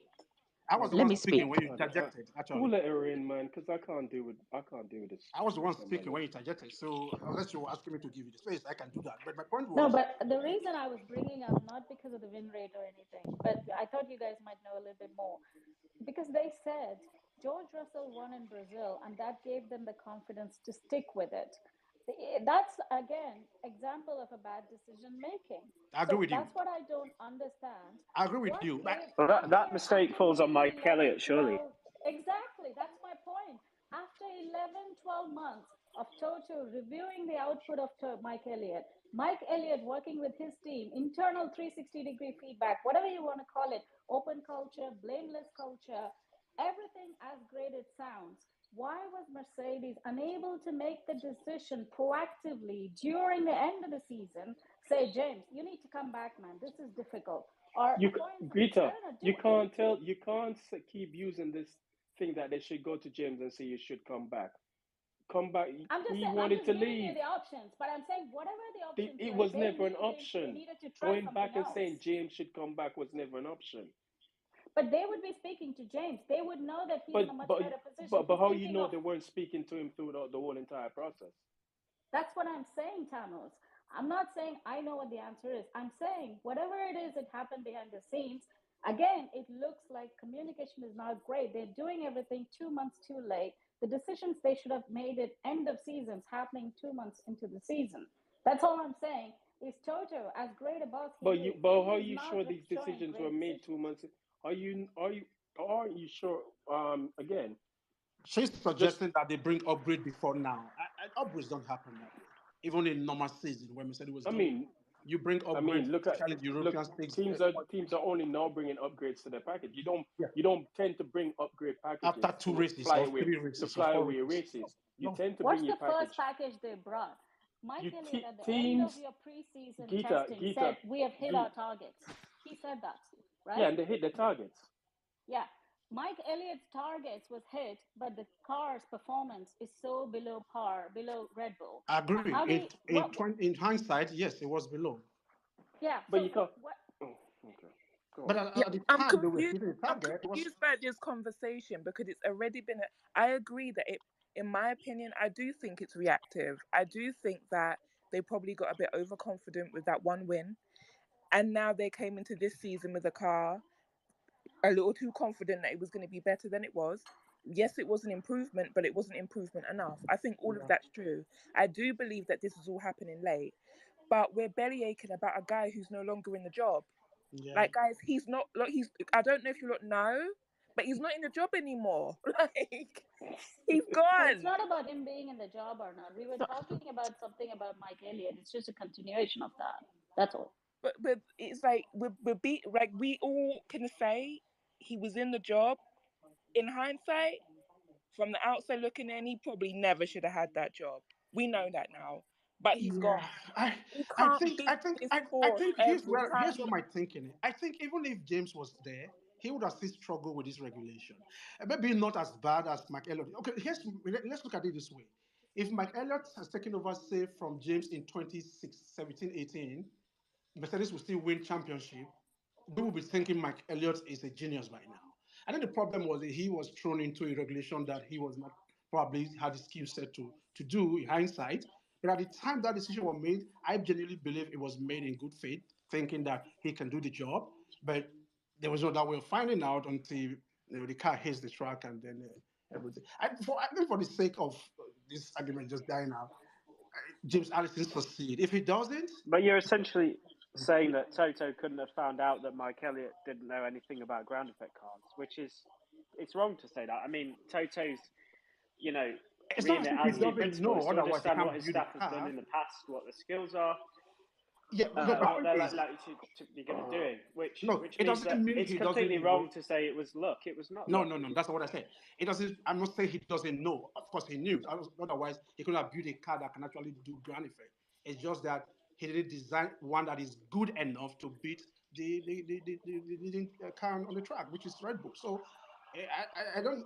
That doesn't mean he doesn't know. It just means his knowledge is not deep enough to actually overcome some of the deficiencies of his car currently that he built. So there was no way we could have known that in 2021 or 2022. In fact, in 2021, when we were still battling championship, we thought Mercedes was just focused on the new regulation and the car that was coming and all of that. But when the car came to 2020, the beta came, there was nothing to write with. So we already, like Uh, Lauren just all right, said, all right, all look right, at the all right. facts Cool, cool, actually. cool. All right, cool. Because we have people with their hands up. Joseph, Crystal, and then Mr. Squarehead. I'm sorry, can you repeat that, Thanos? I said Joseph, Crystal, and then Mr. Squarehead. All right. Anyways, I mean, yeah, I've been waiting for an hour, man. Like, fuck. Look, it's been busy. It's been busy and it's been intense. Yeah, You're in the yeah, I room. know. I mean, Go on. we're all upset. I understand that, but the Who's thing upset? is, I'm not upset. I'm good. I'm not upset. anyways, like the topic that we have about, Mike Elliott. I just want to point out in a shareholder's perspective, especially in Toto's perspective, the thing about not keeping Mike Elliott in the organization. Mind you that Toto Wolff has 30% stake in that team. Apart from that, there are three other 33 actually. entities who own that. Yeah, 33, correct. And then you got Daimler, you got Ineos. Now, if you're going to decide loan as a lone person, as a shareholder, a stockholder of the organization, you don't want to risk, releasing a high value resource, a high value asset like Mike Elliott. Like the thing that I don't know who was that, CJ? He's not already in the he's gone, but he was saying is that it doesn't really matter if he comes into a team that is already successful and he does not have any accolades to back up that, okay, he has that leadership role. No, you work with the team because you know your strength, you know your skills, and therefore you develop it, you promote it. And then when it comes the time that you are in that position to be promoted into a leader, you are ready. But in this case, Mike Elliott was not ready. He was not ready. He was not fit for it. He was not fit for it at all.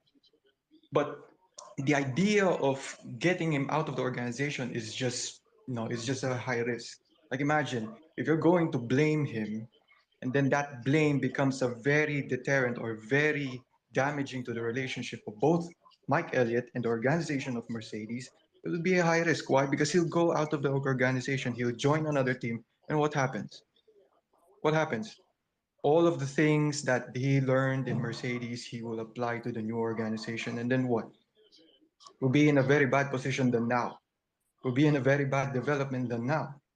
So, as a shareholder in that position, like Toto, it's a good thing that they kept Mike Elliott. Yes, they give an ultimatum. Actually, you know what? During Bahrain and Saudi Arabia, he was announcing like, okay, we have upgrades on the way. We have this type of development coming to in 2 races time, 3 races time. It felt like he was already handing over his role to James without even actually, mentioning it because he wants the actual organization to tell them that, okay, I have served an ultimatum. Now it's time to bring back the actual person who has a leadership role other than me. Mike Elliott now is in a different position, in a minor position, but he's still a high value asset in the organization.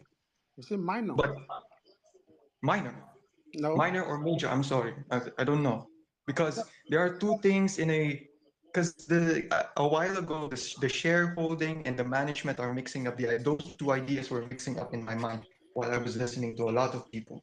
But the thing is that there are two jobs that these two people, Mike Elliott and James Allison, have two main jobs. At that time, when James Allison was not in technical director role and position, he was managing the portfolio of the team, meaning he's more responsible now of what do we look into the future of this development of this car. Let's say, for example, 2026, he's responsible for that.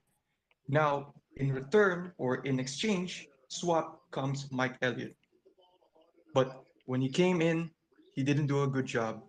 He came out, James Allison came back, and now Mike Elliott is in the position where James Allison was in the first place, which is portfolio in the future. While now James Allison is focused on the present. How am I going to maximize what damage and what I don't know what we already have, because this mindset that they have that let's just work with what we have. We have upgrades coming, and to be honest with you, a while ago, the 3 races ago, and then this FP2, FP1, FP3, and then quali is just really plain about setup. There's no advantage to that. It's just plain setup. If the environment and the track evolution does not play into the role of the car, then so be it. If that's the result that we're going to have, then so be it. That's the type of mindset that Mercedes has right now. It's not like blame game. Come on. We're not Ferrari. We're not All right, Ferrari, guys. all right, cool. Thanks, Joseph. Crystal. I guess I follow Joseph's point a bit more from a technical understanding. Oh, firstly, I don't know if many people know that Adrian Newey is good at ground effect because that's what he studied post grad, and he's old enough and also been working in the sport long enough to have worked on it previous iterations in Formula One. So they No, he did. already had an Not in advantage. No, he Formula has One. not built a Not in Formula ground One. effect car in Formula One He did before. it in Champ Cars. Ground effects was And in banned in Formula Form. One also. No, It's in his book. ground effects was banned in Formula One when Newey designed his first F1 car. Yeah, it was a But they ground effect used the car. technology behind it. He has worked in it. It says it in his book. He's worked on it before, and that's how he got the job within Formula One. He was very young at the time, but that Yeah, he he was did it in the Champ only Cars. person that knew about it, and that's how he got his Yeah, role. he did it. He worked his first ground effects car was Champ Cars in America. That's where they sent him. But to get into a Formula One team, that's how it started. So Okay. he has experience. So expecting anybody else, especially who are maybe 20, 30 years younger than him, to have had that experience, this is why every other team is struggling. It makes perfect sense. And down to where Mercedes is, the car has not changed since testing. Mm-hmm. So while people are expecting to see performance Im- improvements, it's just not going to happen. They haven't done anything to the car, bar adapt it to the tracks they're going to. So maybe little improvements here and there, changing the louvers and such. But the car has not changed fundamentally since we've seen it in Bahrain. So that they're slipping back to 9 out of 10 teams, it makes perfect sense because everybody else is bringing upgrades. They will change the car. It's been in the pipelines since before they unveiled the car, and it will change in 2 weeks. And everything they're changing goes into the W15, and that's what they're working towards. But you see, that change in 2 weeks brings extra pressure because if it doesn't work, If it oh doesn't God, work, where this come on. if I'm not it I'm Well, not does, coming They I'm not reading coming here. Toto's statement now, makes me scared that it's not going to work because they've they don't seem to effectively understand saying, why this car isn't working. yeah, they've effectively said we'll either see improvements this year or we won't. I think we will because they've already told us the second half of the year is what they're aiming for. They've said that even before the car hit the track. It's the second half of the year where we think we can make pretty great gains. That's when the championship will start building. Will they be in a fight for championship? no. Depending on the upgrades that they bring and the gains, it's not far-fetched that they could be in a constructors fight. Will they win the drivers fight? No, they won't. But it's not far-fetched that they could be in a constructors fight. So okay, I might be looking at it with real rose tinted glasses, but it's not unexpected. I mean, it's not that far-fetched that the two great drivers could do that. And if it doesn't work, then no, you're looking into next year. Everything is hedging its bets on these upgrades. They either work or they don't. They can either fight for constructors or we'll wait till next year. And those are your choices. But being so pissy at them every week on Twitter is not going to help anything, especially when you're not following the development of the car because they've mentioned all of this. So why you're angry every week is so infuriating. I agree with you on that one. Every time I come on here, someone's bitching, "Oh, the car is this," and I'm like, "Jesus Christ, have you not been paying attention?" Yeah, Just to the you fact just that need they you have just not upgraded since Bahrain. and this is the problem, and this is the thing I always say. There's people hear things but they don't listen. And that's the biggest problem I find with Twitter. People hear a lot of things, but they're not listening to what they're actually hearing. So they just go off in a tantrum. Like, just take some time and listen. And if you listen, you'll understand more, and you be able to make better, more informed Yeah. decisions. But I actually anyway, think they've done very well for not upgrading a car and still being fourth in the championship. That is something to brag about. And on to Mike Elliott, he's done his best and he's a fantastic aero engineer. Is he a people person? No, he's not. But he's done good enough. Paddy Lowe was also apparently instrumental to Mercedes' success when they first started in 2014. He went to Williams and he went bust very quickly. he got They didn't fired. even have a car to put on track. It happens. It's not down to Yeah, one but person. And also, Toto Paddy is Lowe, not an engineer, so asking him to think like an engineer will be pretty difficult for him. He's running Paddy the Lowe actually business. inherited though an already successful package that had already been basically designed and built before he even came.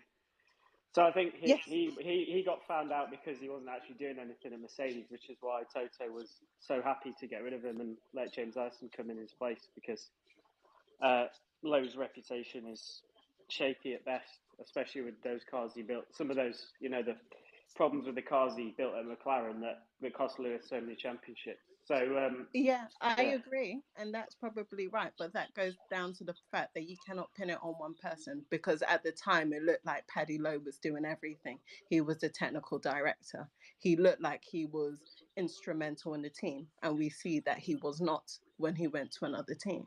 So trying to say that James brings everything, well, he clearly doesn't because he started in 2017. Or trying to say Mike brought nothing when he was part of the foundation of the team. He has achieved something, and you wouldn't want to give that to another team for free. So it's right that they kept it in Mercedes. All right, thanks, Crystal. Okay, who was it next? Who we have? Mr. Squarehead and what's his dude? Surround F1. Because It he's was around before me. It was around all before right. me. Yeah, because he's been laughing his ass off all All night. Go on, dude. You have the mic. right. Is it me next? What's up? All right. Yeah. So I have a distinct view of Formula One, and theoretically speaking, it's a simple concept, which is especially in the new regulations, especially with the spending limit, you will have to take a sacrifice and do what others are not doing. Um, and I think AMG, Mercedes, Ineos, and any other partner are compromised in that they still want to sell and they don't want to lose market share because of the image that they're getting from Formula One with regards to being P13. But my issue is that we still P13 with all of the plans to develop the car, a useless product, to be honest, with regards to the 8 championships that we've had in the past. So I feel like, someone at Mercedes, of the 3 partners that were mentioned, needs to take a decision to say, we need to take a beat for a year because of the spending limit, do what Haas did, with pretty much not enough engineers, or people working there What? to, yeah, Has? Haas took a beat. They What didn't is? do anything to their car for a particular year, and they pretty much started managing P6 and P7, in the opening. That was unheard of for Haas. You know, No, it's not. Us Has? finished. Where has ever Why? finished? I don't understand. Why? I don't I understand the don't. You comparison. want him? So you want Mercedes to take the Haas approach, stop correct. developing the car, and Like, not focus do on From anything for a year? How would on they next test year. pass out in wind tunnel? Something like that. I don't know. Let him finish. Let him finish. Yeah, Go on, Son. Haas Finish, bro. had a unique advantage in that they were able to obviously run all of whatever aerodynamic time that they have, and were able to pretty much just come up with something that works, most of the time. It pretty much compares to what Mercedes has at this point. If we just summarizing the past 2 years, if that's my point of view. Um, Haas came from the back and pretty much are matching Mercedes on speed, on technical ability of the car. No, they're not. I'm not saying Nah, that No, they're they're nah, not. beating them. No, they're not. that's I'm not not saying based that on they're fact. beating them. No, they're Hold not. We don't on. have data to back that up, No, please. they're I not. don't think Haas have done anything significant enough for it to make sense to say they should be copying Haas. We don't No, even know if they were good in qualifying today, but we don't know what that's necessarily going to They're look still going like to finish behind in the Okay, Mercedes last tomorrow. last point. And It's hold on. just The a only reason strategic what decision that I'm talking about. I'm not saying copy the car. I'm talking about a strategic decision. No, I know what you meant. I know what you meant, but I just think the results that Haas have produced so far it doesn't hasn't justify been. what you are Yeah, suggesting. I understand what you're saying, but I don't think we've seen results that make me say, yeah, that's the approach, because they still ain't winning no races. That approach hasn't got them in the fight. They can get maybe a P6 and maybe 1, 2 time they can out qualify Mercedes, and that's about as good Haas as it's never used to getting. get any points. Yeah, Forward but if you flocking look at how counter far surrounds from how far defense. back they've come, it's quite impressive, isn't it? But Yeah, we Forward are but flocking In one counter year. surrounds this. you were defense. saying that Mercedes are not on to par, Uh, so that Lauren, Well, Mercedes haven't what made you're any progress in one year, Can what I you're just not yeah, add? I whereas but take Haas have back made a my Haas lot. ain't. comment. We need to be aiming higher than the Haas. I'm Think sorry. of the No, no, but Like, what we're concept. saying is the Haas has come from much further back. But yeah, it's they still. came from But back of the grid. yeah, but that's hold on, hold on, beautiful, hold on, hold on, but hold it's on, not good hold on, enough, especially hold when on, they sat down and did nothing for how many years hold did on. you say? The- 2? But hold on. You're just saying they've come. Oh, look how far they've come. They still haven't come. They're still behind Mercedes. But they I came will. from the back of Yeah, the but grid. Now But they're they're still. potentially But best they're in the technically rest. still they at the are back of coming the grid. from further They're It's still back. at the back of the it's grid. They're it's still a at the back of the grid. decision making. No, they're not. They're much Yes, more competitive this year. they're still at the and by back of the the way, grid. They are It's much a more type of competitive. But they're decision. still I at the take back of the back my grid. It's comments. I take But back it, my comments. Mercedes have to write off a this hundred year after percent. reading Toto's It's a comments. type of decision Yes, that they Yes, are exactly. taking that let's is rest. costing Exactly. Yeah. us consistently. They're taking a certain type of decision, which is saying, let's develop the whole car to get to the end of the year and just say, oh, actually, should we scrap it or should we work it? But guess what? You don't have a budget for that. but they've already, but they've already, but they've already made that decision that they're going to scrap it next year. No, not completely though, because Yes, they have. no, because they're still running wind tunnel updates and using development time for this year's car, which is I think the point is what we're saying here. Like what I said earlier, is that we can just choose to abandon this entire year if we want, and actually finishing P6 would not be a bad thing, or P5, whatever it is, behind Yes, it would. Aston and Ferrari. Yes, it would. No, it wouldn't. Yes, No, yes, what it are we would. fighting for this year anyway? Yes, to be it would be the third loser. because Then we get more wind tunnel time for next year, and that'd be a big because advantage for them going into the next few seasons. it's monetary. It's also No, monetary. Mercedes don't need the money. They've got enough sponsors. Why they to don't plug need the gap. money? Why they don't need the money? Because they've got enough sponsors to plug that gap. They'd rather spend more money. Daimler can put the money in, or Mercedes-Benz Group as it is now can put the money in. I'd rather finish P5 and have more wind tunnel time. Why would you rather put money in or go in and put money in your pocket when you could actually gain that money by finish higher up in the position in this? Well, I mean, because I want the team to win, but we know Toto just wants to make loads of money, so that's probably the difference. Again, you keep talking about this Toto wanting to make loads of money. Toto makes money if the team is successful. Yeah, but the amount of money he'll make from P4 and P3 is not going to be relevant enough. What money does he make? What money is he making? Well, he's making 33% of the team's profits after the dividends are paid out to him. No. Who says they're paying out dividends? Why do people act like everyone else is working for free and Toto's hoarding the money? Because the other team bosses aren't shareholders of their team. Financial investment in the team. The other team bosses are not shareholders of their team, are they? That's where Toto is different from every other team principal in this grid. He owns the team that he runs, which is weird. If the team is successful, wouldn't he make more money? Not necessarily now. What do you mean not necessarily? Why? Because every team spends the same. All you need to plug the gap to make a profit is enough sponsors. Toto's investment is based on the valuation of the team. Yes, it's the valuation of the team. Yes. If he spent his value, it's the valuation of the team where his profit comes from. Yes. Let's talk about pulling a dividend. Who says he put? What dividend is he pulling? If the stock price rises, the team is not listed. The team is not listed on the stock exchange. So what dividends is he pulling? Exactly. What are you talking about? He's pulling the 33% that he owns out of that team, and he's also putting 33% of his money into the team. So Thanos, do you think a couple million more? Do you think a couple million more for ending P3 or P4 is worth more than the tunnel time that he'll get if they end in P5 or P6? Yeah, because that what? It doesn't matter. You could have all the wind tunnel time in the world. It doesn't necessarily mean it's gonna benefit you. You're still restricted by the amount of money that you can spend. Yeah, exactly. Hence the point that we made that he would do better to end in P5 and gain more because there's only you're still restricted by the amount of money that you can spend. So Thanos, the point being that Jordan made that I'm trying to help you understand from my point of view is that the tunnel testing time that they'll get in P5 or P6 in the constructors is worth far more than the money they'll get by finishing P3 or P4 in the constructors anyway. But then you're because they don't need that money. They can plug it with sponsors. But then you're assuming that by doing this, it will guarantee that next year they'll come with a package that will bring them back. No, it doesn't guarantee anything. It just gives them a more competitive advantage going into. How does it give them a competitive advantage? So you think having more wind tunnel time does not give them a competitive advantage? They're still going to get more wind tunnel time than Ferrari and Red Bull. Yes, but they'll get more if they finish lower down, which is a competitive advantage. Are you saying that it's not a competitive advantage to have more time in the winter? But why would they want? Why would a team that's as competitive as they are think about? Let's just think about gaining more wind tunnel time when they can actually try and. But maybe this is the problem, right? You say competitive, but maybe what you mean is complacent.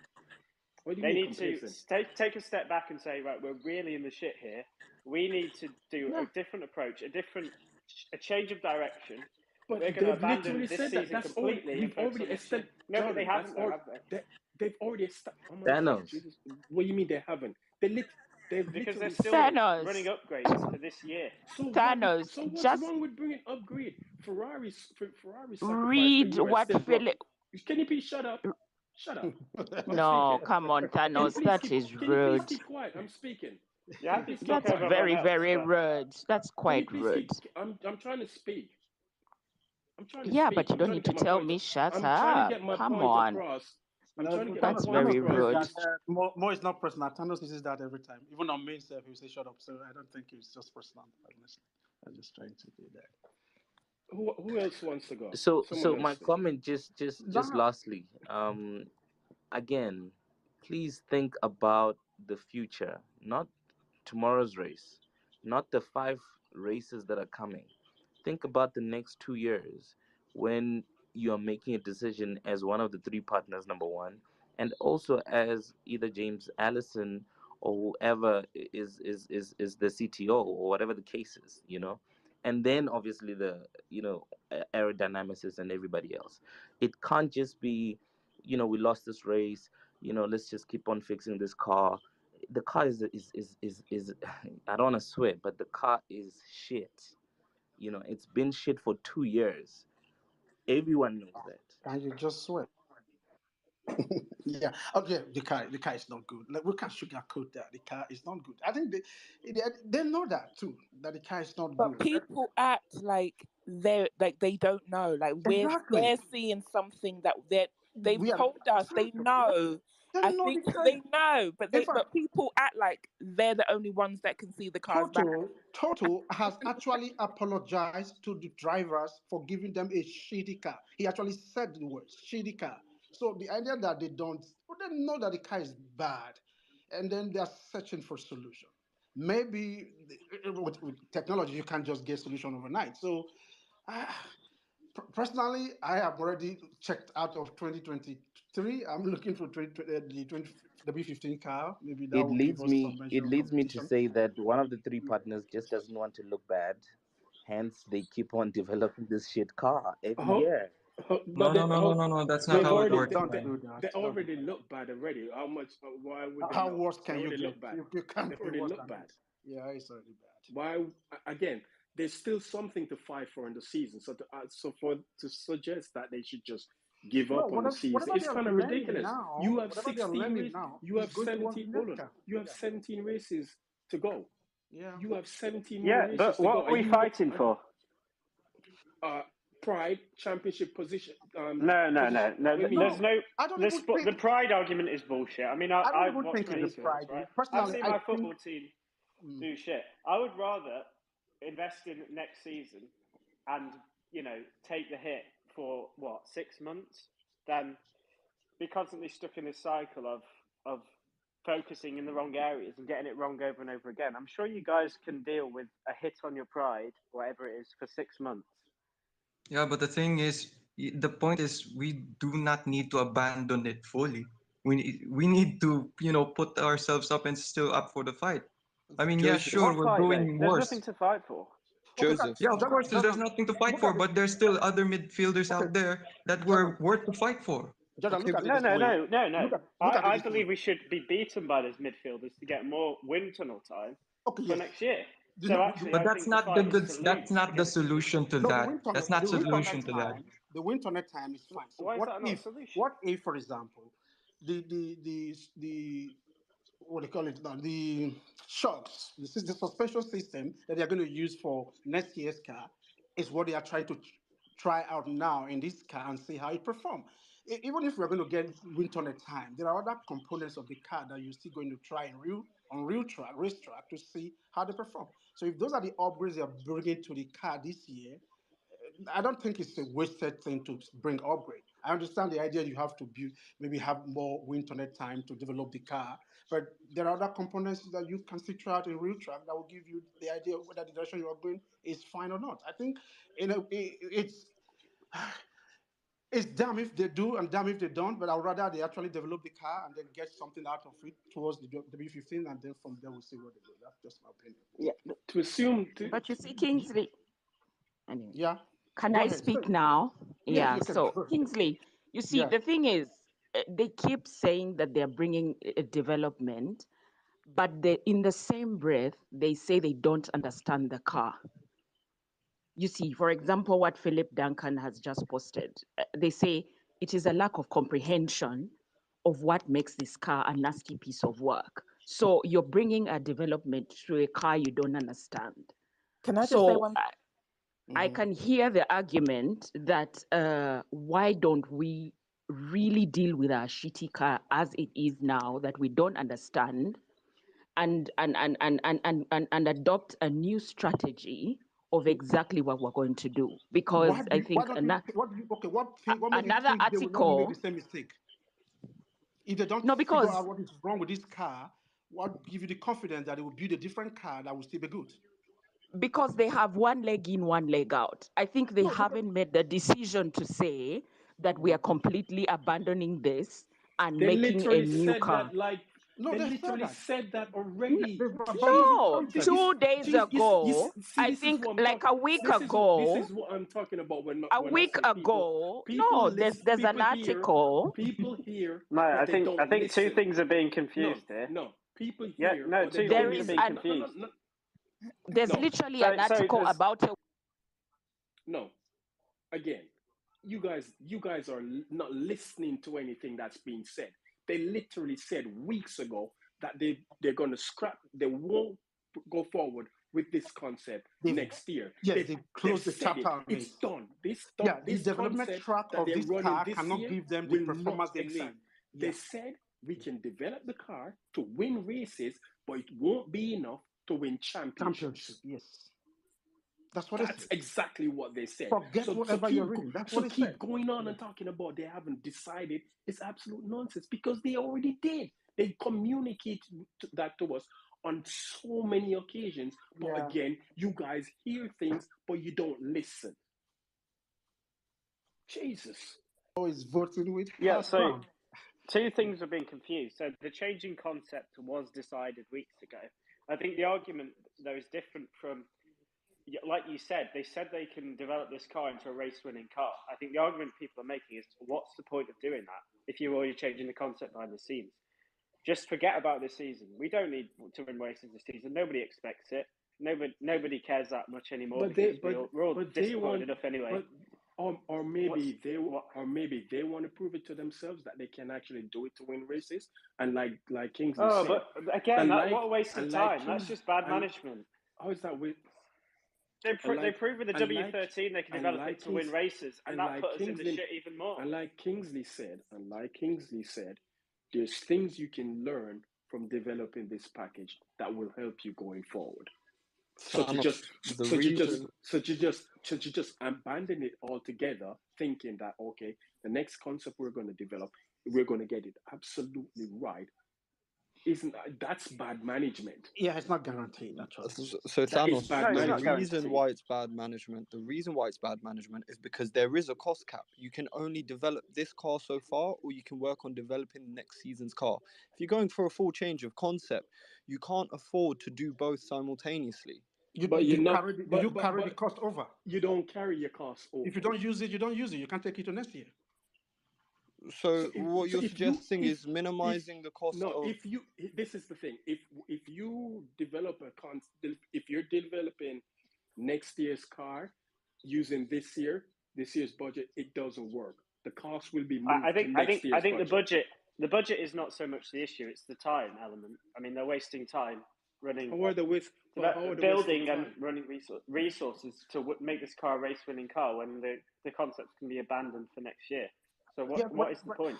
I still believe there are components they can pick from this car. Even if they are there probably is. Yes. Yeah. Even if they're changing concepts, there are still things they will need for next year's car, and it's better for them to try them out now and see how they perform. So even if they're changing concepts, they will know.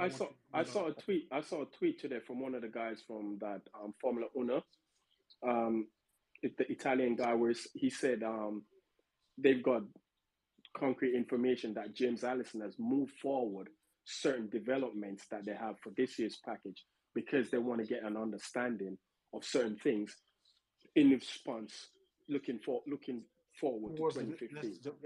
Okay, so Thanos, Kingsley, I have a question for the two of you. If you two were in a senior position, in the position to determine next year's car, are you sticking with this concept or going with an entirely new concept? It's a new concept. They already said that. No. I'm asking you a question. I'm not asking what they're going to do. I'm asking you, what would you do? Would you go with an entirely new concept or continue developing this current concept? I would do what exactly they're doing right now. You can do both. Yeah. That's not what I'm asking you. I'm saying for next season, would you continue with the zero side pod designs or go for an entirely new concept? First of all, the zero side prod is not even a concept. So let's just rule that out. But the point, I understand what you're saying. We will go for a different concept because this current one is not working. That's already a given. The point is there are components of this current car that you are going to use for that new design that you're doing. Then it is better if you, now that you have the opportunity, test those components out in this current car so that when you put it in your new design, you know how they're going to perform. Okay, so if you're going with a new design and you've got components designed in this car, how are you going to transfer them exactly to the new car when they're going to have different effects? Wouldn't you want your car to finish lower down in the construct? One second, Kingsley. Let me finish. What do you mean? Please, because I'm asking you a question. Wouldn't you want your car to finish lower down in the constructors' championship so that you have more wind tunnel testing time, so you can collect more data on your new concept car? First of all, they already have more wind tunnel than the top two teams, so that's already given. The idea that Yes, but the idea that if you That's leave a them, given because they've created a shit car, my guy. So the yeah, point you're being is, right. They would you created a finish in shit car. 4th or 5th so you could have more constructors, so you And can have more we wind answer tunnel your time? question. Yes or no? So if you give me time, I will answer your question. So the point is, it doesn't matter if you give them 10 hours or 100 hours of wind tunnel. If you don't understand your concept, wind tunnel time doesn't matter. You're still going to build a shitty car. So understanding the components that are going to work in your next car, I think is a fundamental place to start from, especially if you don't know what you're doing at the moment. So the idea that they can just go below Haas and then get more wind tunnel time, therefore design a car, you could have 300 hours of whatever number of wind tunnel. If they don't understand what they're doing, it's useless. It wouldn't perform anything. That is true to some extent, but the reality is the wind tunnel is there, so you can But further that understanding of your but concept, Jordan, because Jordan, essentially you use it to brute force your way towards Jordan, what works and what doesn't work. can I ask you something, Jordan? You know, you and this Yeah. wind tunnel that you keep banging on about. You remember the years we were dominating? Seems like yesterday. Yeah. Other teams were getting plenty of wind tunnel, and there wasn't even any cost cap to some extent, right? What did they do with it? Did they Yeah. ever catch up to us? No, but that's because Mercedes could spend more than anyone else. Well, not Ferrari and Red Bull, but those three teams are the clear biggest spenders, which gave them a clear advantage.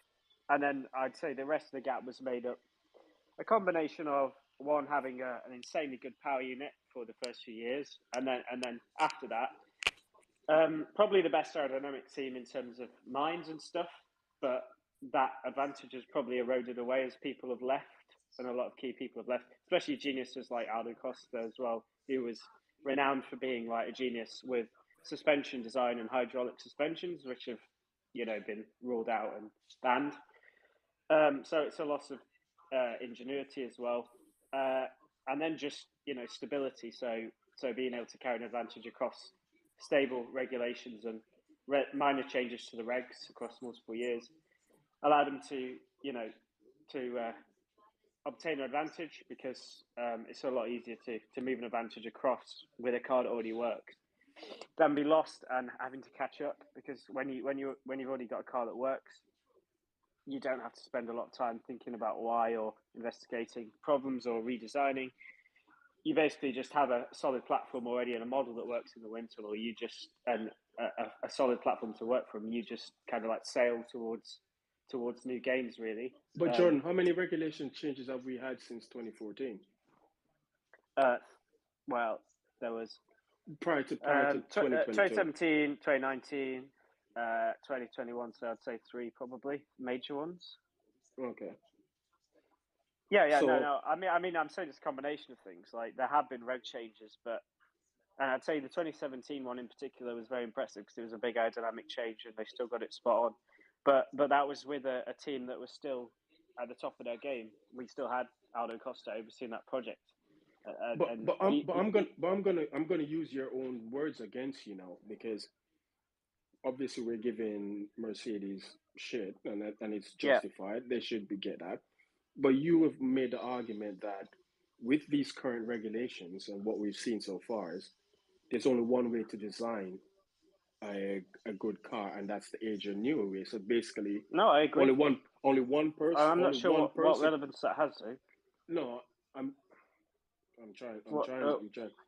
So it doesn't really matter what the doing all of this thing to abandon the year and get extra wind tunnel time, etc., etc.? How No, is it it going to does. benefit them It does because, if there's of only course, it one does. way you can design a Formula One No, under because these current regs? But for them to carry on evolving, if we assume they move to the Adrian Newey concept and that's what they're doing, they still have to use the wind tunnel to get there because they need to understand whether the car they've actually designed actually works aerodynamically based on their understanding. And the car to move forward at the same rate as Red Bull and every other team, they still got to do but the updates to it.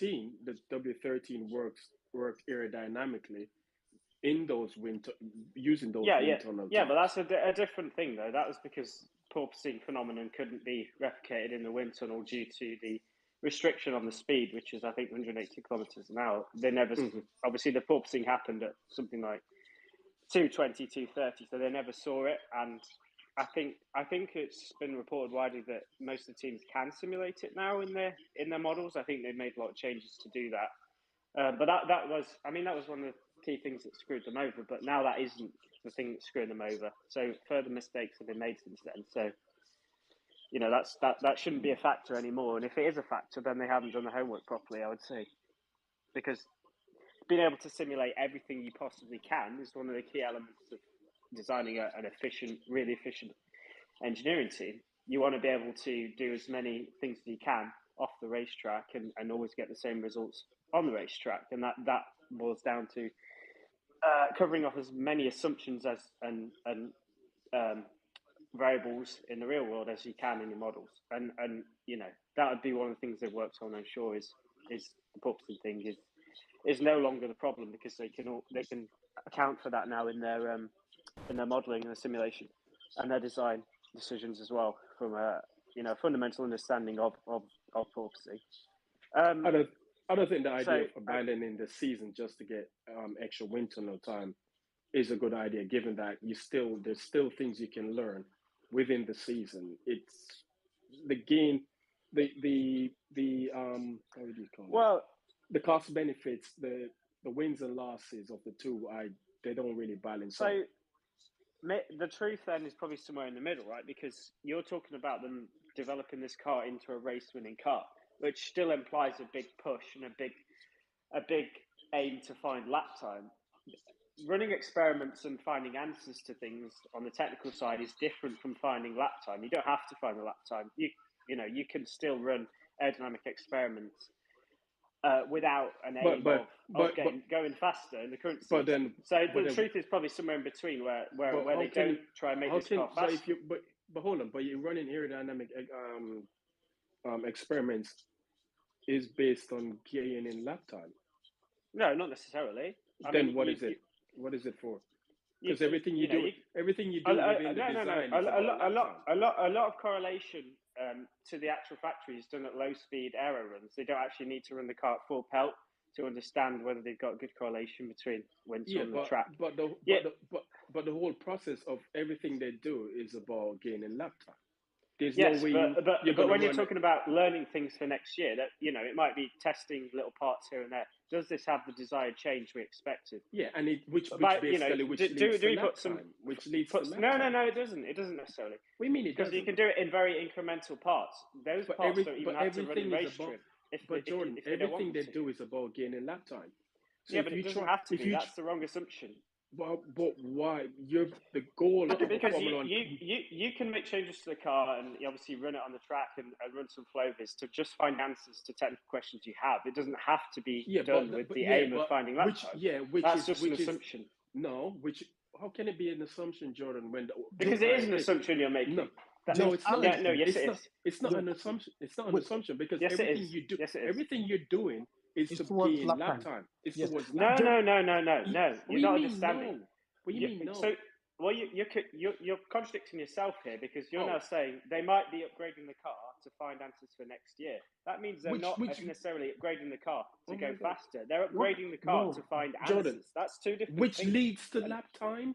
No, it doesn't have to. That's completely wrong. God. That's bullshit. Okay, how can it be wrong, Jordan? So you're telling me if they decide to use a different suspension system, that experiment on a different suspension system, what do you think that's actually geared towards? Well, it might not make them faster. It might make them slower, but then they'll have an answer to the question. No, that's the point. Until you bring it to the track, you don't know. But when you are bringing it, you are bringing it in the hope that it will improve your lap times. That's the idea. No, not necessarily. You might just be ruling it out or trying to answer a No, specific you don't have the question, luxury of that. You don't have the luxury design with the question. cost cap. With the cost cap, you don't have the luxury of ruling that pass. So you could be ruling. So you're ruling out a concept that won't give you lap time. That's all. Yes, it's still about lap time at the end of the day. So you're trying a concept that won't give you lap time. No, the bigger picture is, but the bringing of the package doesn't have to be geared towards gaining lap time with the current car. That you might be putting parts on that are for a completely different design, and they know.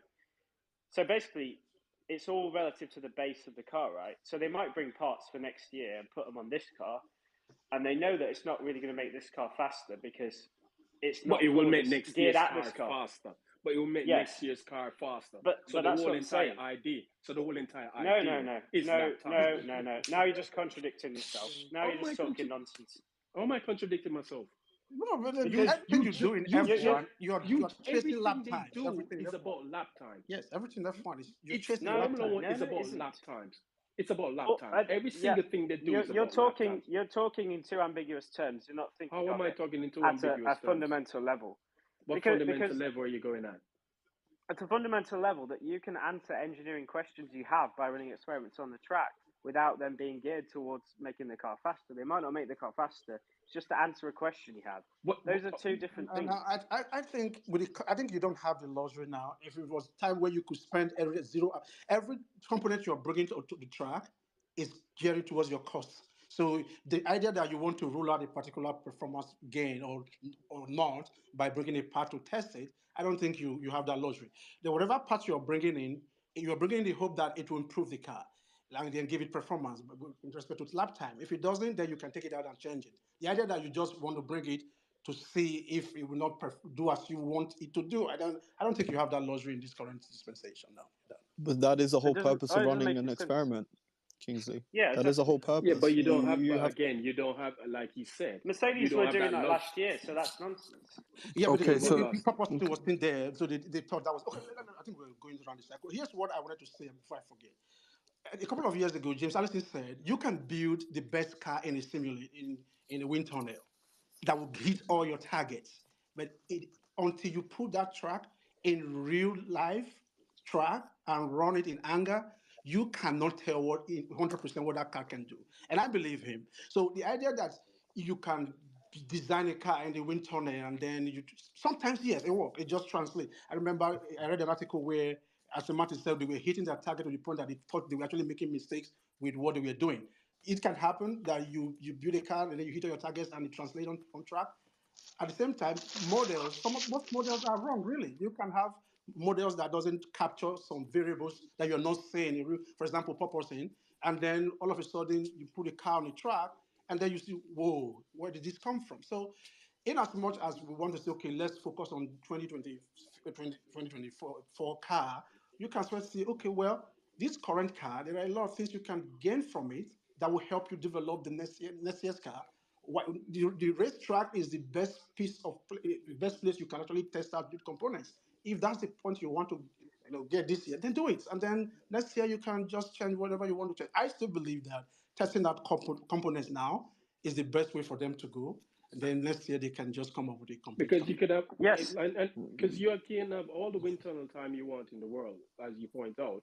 It doesn't mean you're going to develop. You won't know until you put it on the track. And it's something that James. But again, testing components is different to bringing an upgrade package that makes the car faster. Completely different. Like the components you bring in testing to bring to test are likely to only run in practice and never see the actual car. That's what Mercedes did towards the end. They had some development parts. But if you bring those parts to this year's car and it makes it fast, then why? I don't get you. Very often they don't run those parts, though, do they? Because they were never intended. They were only intended to run in practice to gain answers to a few questions they had, and then you never see the light of day again until the next season, or they don't because they didn't work as intended. That's the point that's being made. Bringing an upgrade package to make the car faster is fundamentally a lot more aggressive and takes a lot more engineering time and money and parts and resources and wind tunnel, everything, than just running a little experiment on But you track can't, to Jordan. answer You a can't, question. Jordan. They're very different things. You can't carry the money over. You can't carry the wind tunnel time over. So you might as well make use of it. No, that's irrelevant to my point. You get the point I'm making. I think Clinton Can is can earned I his ask a question? up for 30 minutes, guys. Give him some time. Yeah, Tanos, I normally agree with you 99% of the time on almost everything related to F1. That means you don't agree this But time. I don't agree with you this time. Okay. So I agree with Jordan, and I understand the point that Jordan's making, and so my take on it is this: is first of all, I'm not sure that Mercedes fully comprehends the car that they have now. The reason I say that is because if we look at the W13, as many people have talked about, they didn't see the porpoising happening, and there was a bunch of reasons for that. So yeah, the speed was one part of it. The second part of it is, if the stories were accurate, was that the model that they were using in the wind tunnel was too small.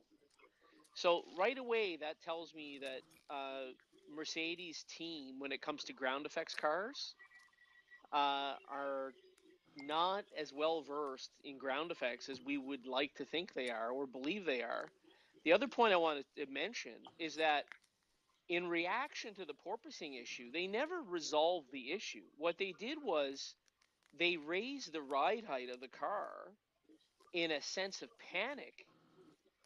And all that did was that eliminated the porpoising, but it also eliminated the whole reason for having a podless design.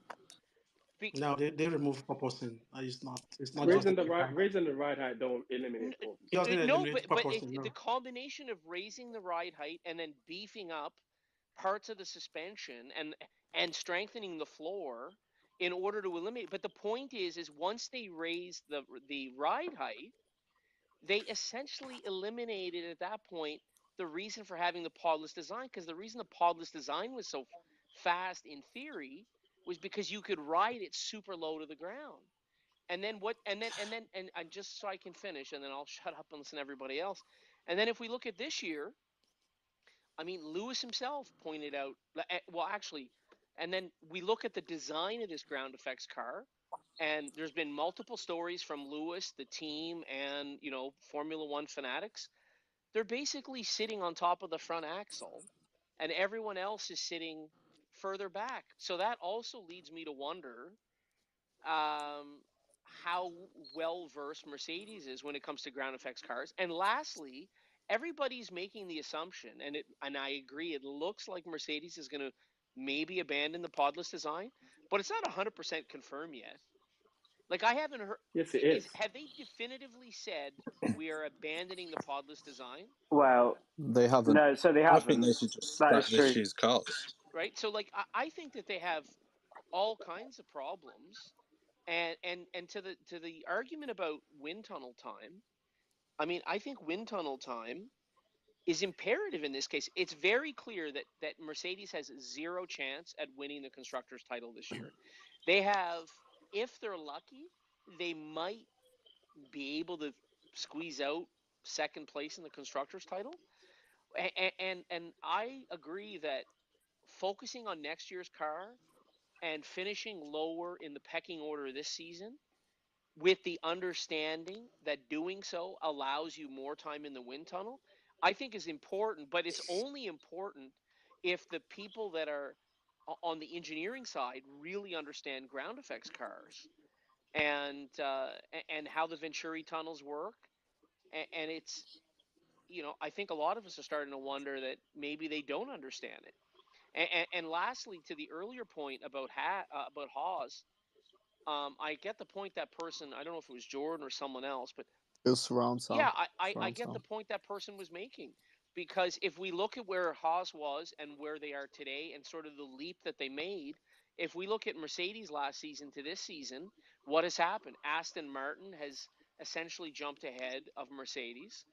Ferrari's ahead of Mercedes. So I would argue that Mercedes hasn't stayed where they were last year. They've actually fallen back a little bit. So They definitely have. I mean, relative to the field, right? Yeah. They're now fighting Relative with to the Aston field, Martin they have fallen. and, Yeah, and exactly. Ferrari. Relative to the field, they've fallen back. I mean, well, if you look at the gaps this year, it's about second to Red Bull, which is exactly where they were last year. So I think it's probably more realistic to say they've not moved forward at all, and Aston Martin made a giant leap. Yeah. And Ferrari seem a bit more if you variable, look to be at it honest. that way, if you are comparing, yeah, I can understand if you compare it that way, it's relative. But if you compare it to the lap times they were doing last year by themselves, this car is better than last year's car, basically. So, But for every example, car is better than last year's car, with the exactly that's the exception of point. 1 or 2. Yes, you're correct. That's the point. So if you compare to the other cars actually they are better off. But if you compare the W14 to its predecessor, it is better. So you can't just say But isn't the this car the is not point, better than last right? year. Yeah, So for them to catch up Mercedes, the reality is they had to be 2 times better than they absolutely were, yeah. which means that to finish 5th or 6th in the constructors would give you more wind tunnel time to make those leaps. You can only do so but much in a Jordan, you year, can but only if you have more tools to do it, you've got more but you chance can of only doing it. yeah, but again, you have all that time wind tunnel time. You're still limited by you still have other factors that limit you. You can only run so many things in the wind tunnel at one point in time. So how do you explain Aston Martin's still, miraculous leap? What would you put that down to? How have Aston Martin made so much progress? I got a few. The knowledge. Hold up. We need to also be mindful that Aston Martin when actually made a change to their car mid-season. They didn't start at the end of the year. They actually, remember, they brought a major package that basically turned the car, the car ended up starting look like a Red Bull. Why could they do that? Questionable spending. well, I suppose that is true. That's one way of saying it. Yeah, that's or true. Or they probably started that work a long time ago. No, that doesn't make sense. So you're saying that Aston Martin started the season with a completely wrong car, but then had a completely different concept which fixed it already in the pipeline at the same time? So they probably had something in the pipeline that wasn't ready, and it was ready at that point in time. I'm just making an assumption. I'm just guessing. Either way, if you look at what Aston did during that season, it is. I would say I say highly suspect, not in a way that I'm accusing them of anything. It's just like unusual that they were able to basically bring that upgrade package, which basically made their car go from something that looked nothing like a Red Bull to basically looking like a Red Bull. And since they did that, they've never looked back, have they? They copied Mercedes before, so they're very good at it. So. Yeah, maybe that's it. They're good at using tracing paper. But yeah, I mean, the games clearly can be made. So the question is, why would Mercedes not want? By the way, give them the best chance of doing just on a side note, Jordan, Aston Martin was also the one that discovered some problems related to the transmission that they were using from Mercedes and the placement of the transmission, in the car, which Mercedes happily was proud to, was very happy to hear that, because it allowed Mercedes to make changes. So again, I go back to my original point. What issues? Because first I'm hearing this one. They had issues with.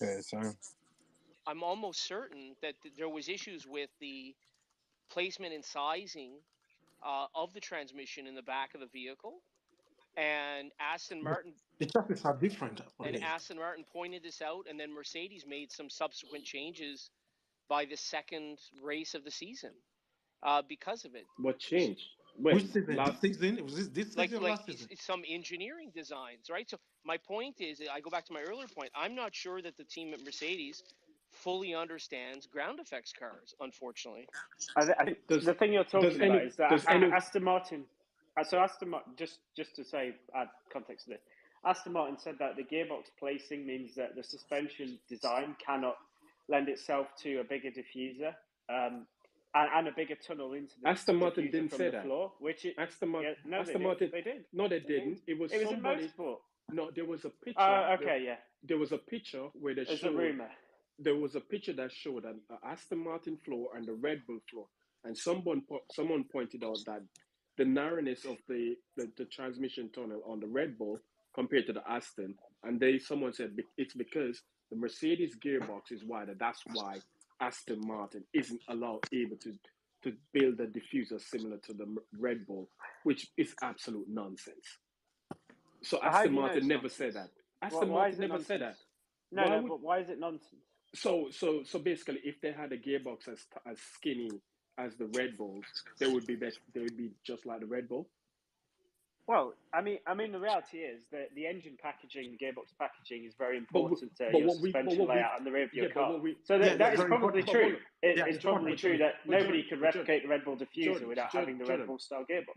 But That's what it's been designed for. No, but what we're seeing here, there's nothing wrong with the Mercedes gearbox or rear suspension layout because Aston Martin is using the exact same thing, and they're competitive.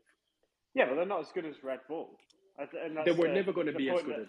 They It's were a people. never going to customer. be It's a as Red customer Bull. team. Yeah, you They were can't. never Well, going to No, be as man. good as Red Bull. I don't think they're ever going to be as good out of the box. In But the rules. reality is, it doesn't prove that it's wrong, like you're saying, because the reality is, it may well be that they can't have a diffuser as powerful as the Red Bull because of the size and the shape of the gearbox. Which but this is not but a it's not the diffuser that new brings it. diffuser. It's the Venturi tunnel. It's all the word the No, Venturi no, tunnel. no, Okay, no. How cool. can you The how Red can you Bull. disregard the diffuser? How can Okay, you cool. disregard the diffuser? That's Okay, cool. nonsense. Because not. the diffuser is pretty much standard in its shape.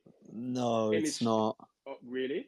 No, it's not. Look at the Okay, I'll tell you diffusers. what. Look at the I'll slap a look at the It's link a into the diffusers. defined jumbotron. fact. I'll tell you Look at the what, Thanos. diffusers. Look at the diffusers. I'm gonna slap a link into the jumbotron, and the link you can compare all 10 cars, all of their diffusers differently. You can compare the fronts, the sides, and the backs, and you will see that every single diffuser is unique. Unique. Every single one Yes, is unique. and It's a the defined key point fact. about the Red. So hang on, the key point about the Red Bull is that it actually, it may have converged a little this year, but last year when it was still successful, it was actually the car that had of the winning teams anyway, the lowest Venturi effect, as in it ran highest off the ground, and it's believed they found the optimum point between ground effect and maximizing the pressure under the diffuser. So basically, we're coming back to the original point that there's only one way to design a ground effects car, and that's Adrian Yes, Newey. but Because he's the what only if the only person way who knows how to to do it. have their but what if the only way to have that diffuser that works is with the Red Bull gearbox? I mean, that's not the shape and size of the gearbox. That's not a ridiculous thing to say. I mean, eventually, if you look at power units, for example, all power unit shape and sizes have relatively converged because the Mercedes split diffuser design split turbo compressor design was clearly the best just because of the packaging advantage it had.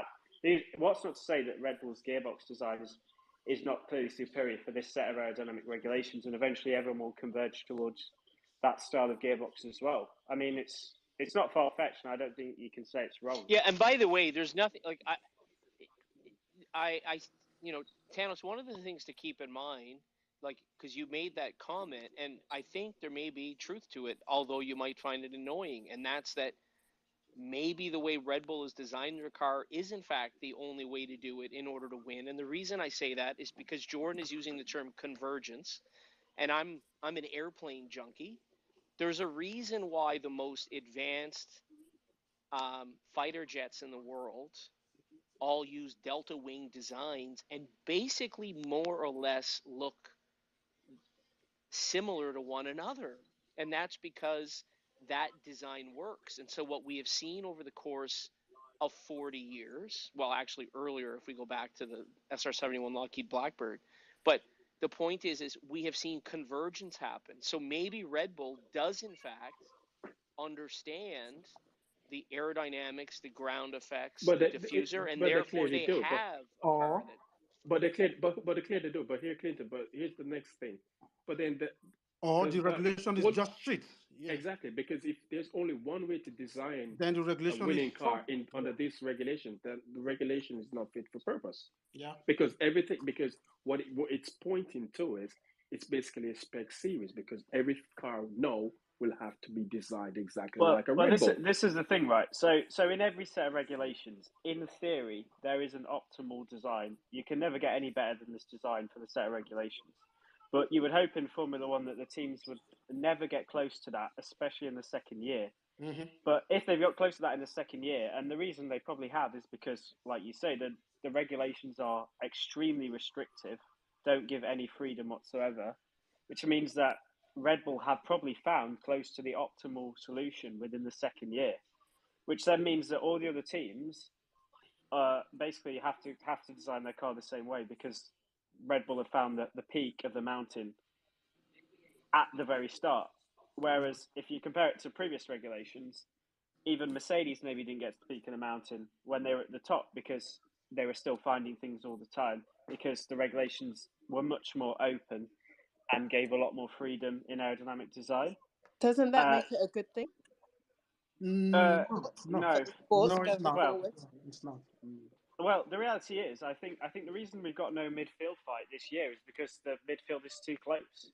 And actually, the Formula One has made a massive mistake and believes a fallacy that closing the grid up and making it closer produces better racing. Because, you know, if you imagine you've got a car that runs a lap time, and then the next team runs, you know, just 1/10 behind that consistently. 1/10 is never going to be enough to overtake the car in front. You need big gaps in performance, and that either comes from the tyres, so you introduce more variance in the strategy by maybe going back to 3 stops, having Pirelli cheese tyres again, like we had in 2013 or whatever, or just more variance in the cars, and that either comes from just having more swings and more differences race to race. But right now, we're in a situation where the performance gaps are almost predictable every weekend for the most part in the midfield. Do you think these cars are better than 2020 cars? No. They're terrible. They're apparently going to close up racing and that, but we have better racing in 2020.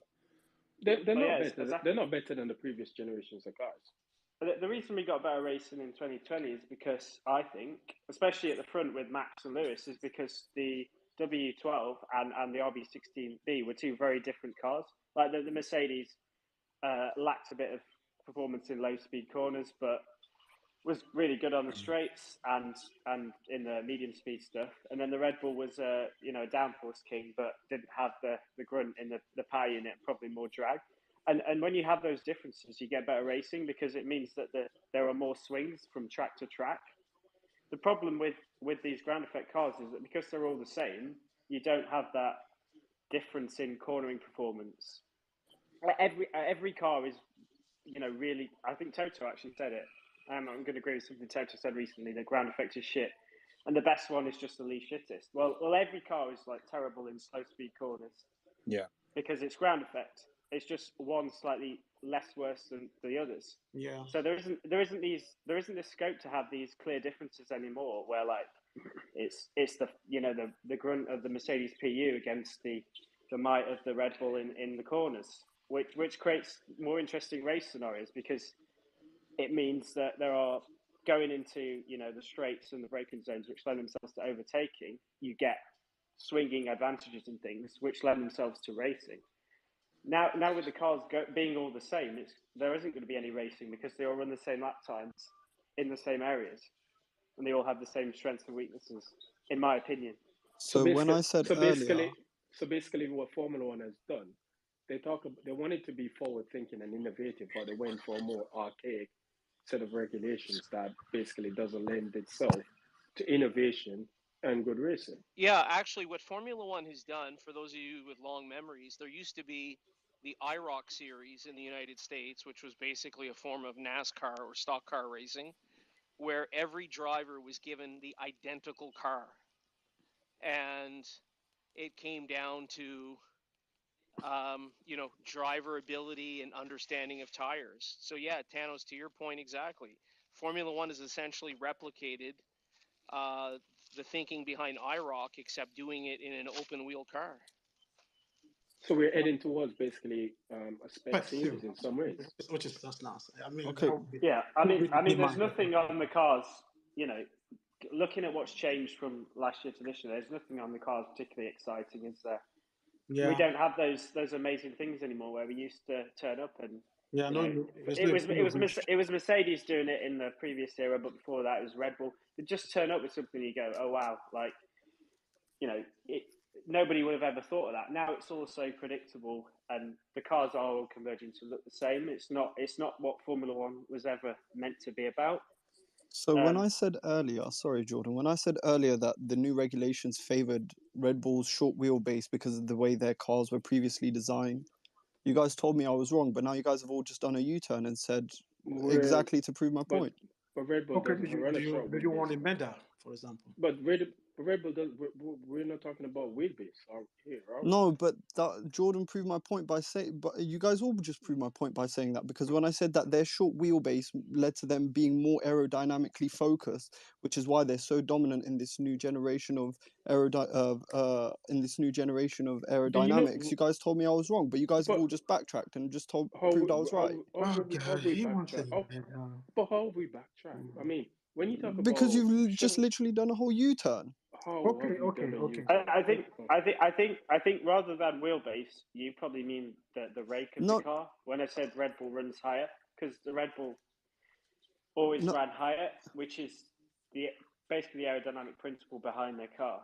That's probably more transfer of knowledge there than the wheelbase itself. So Jordan, with the shorter wheelbase and with the fact that they ran at slightly higher rate, yes, they did. They didn't have the engine power. We all know they didn't have the engine power, which is why at certain tracks they was a lot more dominant. Places like Monaco, and were they dominant in Monaco? Really? They didn't.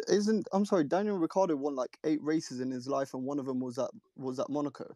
And it's one of the few tracks where the track is focused on how well they can do in qualifying, and that entire qualifying, there's no way to actually put your foot down fully.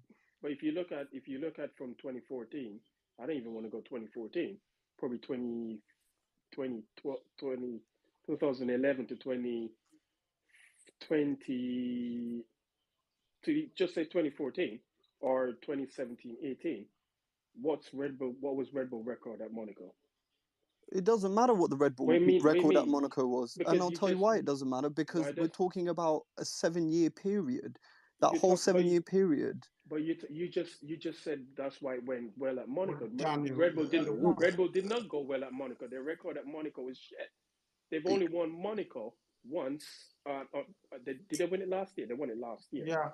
And prior to that was 2017. This is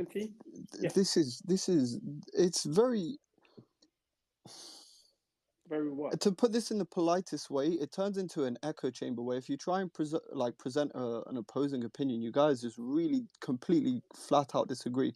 I mean, you completely but you're disagreeing with our opinions. I mean, but you guys have presented the opinion that the reason why Mercedes was so successful was the long wheelbase, the rake, and the engine grunt, and the reason why Red Bull could compete with them in the latter halves of the year was because they managed to get their aerodynamics right. They ended up coming with an engine that was slightly more powerful, so they could start competing. And the year that Lewis was robbed, they finally had an engine that could compete. And so we've come into a new generation of aerodynamics where actually it's all about the aerodynamics, because the strong engine really doesn't mean shit in this new generation of cars. Yes, they have a strong power unit, but you know, if everyone was to have that same power unit, you'd still be seeing a lot of similar results.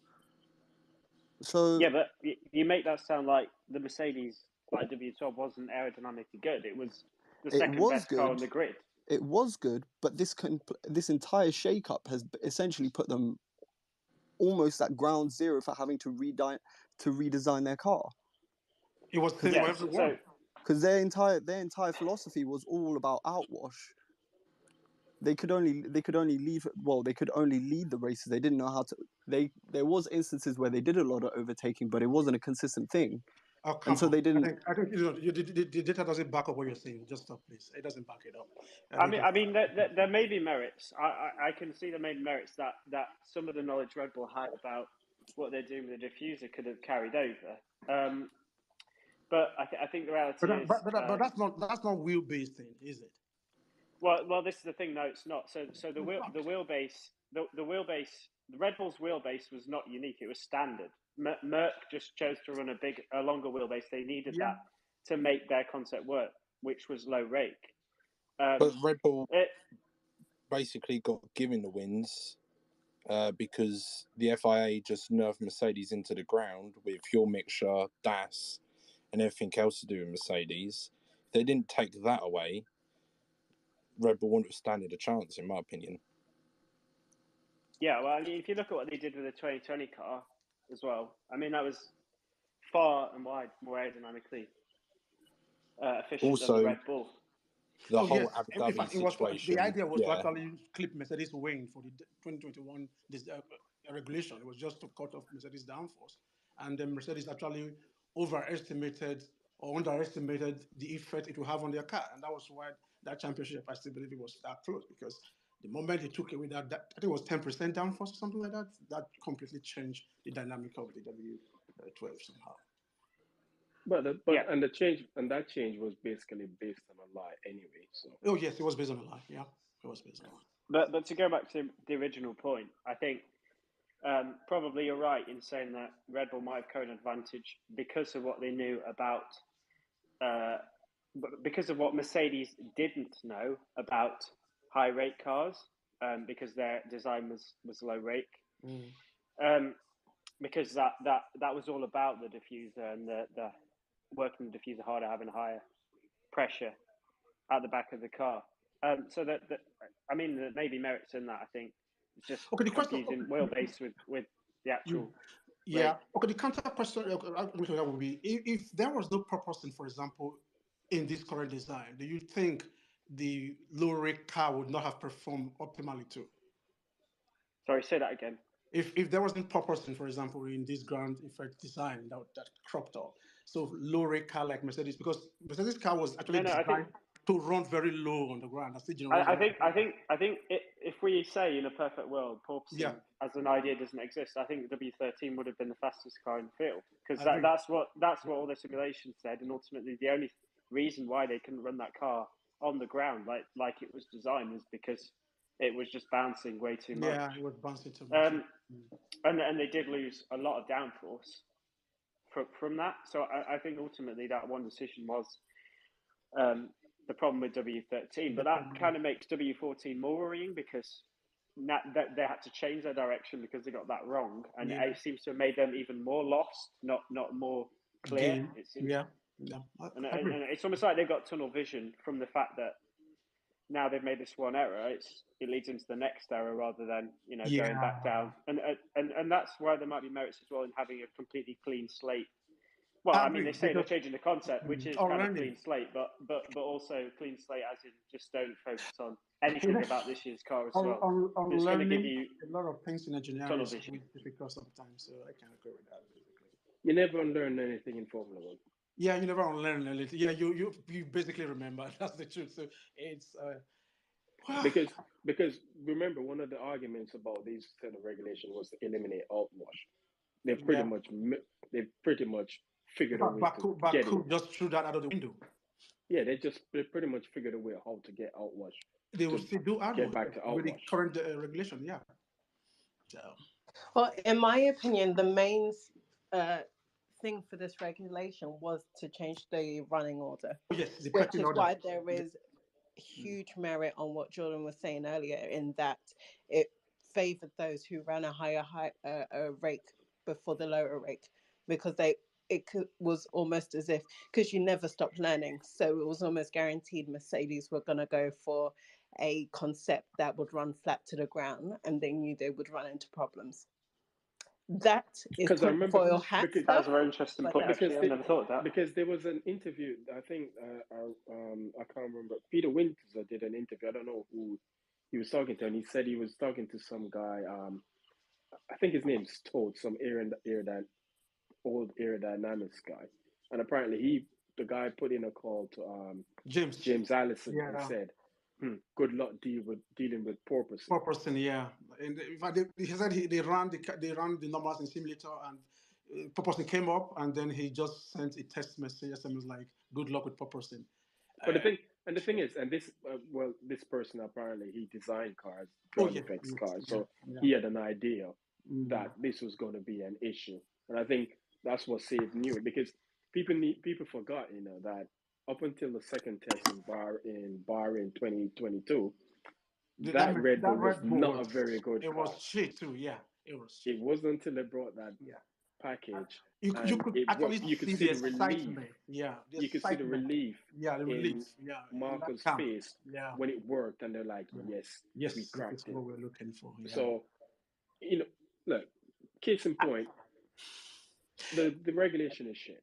Let's just be I can honest. I agree with It you on that. doesn't lend anything. There is no It doesn't do innovation. anything. Yeah. And if you have people like Dan Fallows saying, "Yeah, this is not it," Adrian Newey at the time basically said he didn't think the regulations was that good. It Yeah. didn't really offer anything. It lacked. It was going to stifle innovation, etc., etc. And that's pretty much what we're seeing right now. It's you, as I said, you're looking to be innovative and move it forward thinking, but you went back to a set of But regulations you that went back to you scrapped. You Yeah. scrapped in the 80s on the grounds of it was becoming dangerous. Yeah. So why go backwards? But again, like you said, Crystal, with our tinfoil hats on, the whole idea of it was they needed to change the pecking order. And the order Because has the been idea, changed. the idea that selling us the idea Closer, that closer racing closer idea was racing, no, teams in those the were full midfield would be able stories. to challenge teams at the top for That race was wins crazy. and so on. I'm like, It was never going to happen. in which Formula One is that going to happen? Because this is also where I think they went wrong, right? It's one thing to change the regulations, but then to come in with a budget cap and then apply other limitations in terms of wind tunnel and safety type, I think was the wrong approach. One, the budget cap was way too low. Case in point, seen by Red Bull's overspend. It came in too low, and now you're talking about it's going to be a gradual reduction year upon year upon year. It's going to be difficult for anybody to catch Red Bull unless someone finds a magic bullet. Yeah. Because with all of the restrictions in place, it's similar to like in 2014. Remember in 2014 when Mercedes got the jump on everybody with the PUs? They had a token system in place.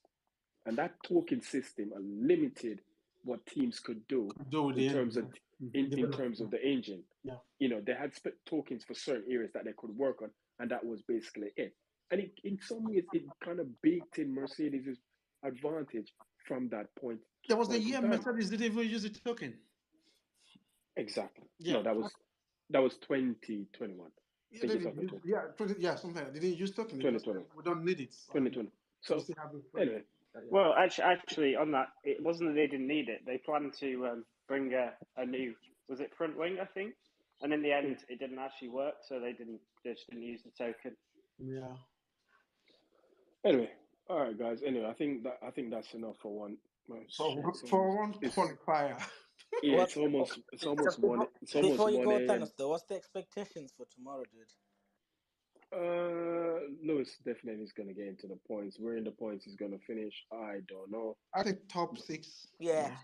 That's ambitious. Yeah, I think the car is good to race with. It's not that bad. Yeah, I think the single lap that's the problem. Yeah. I think he'll definitely get past the Alphas and the.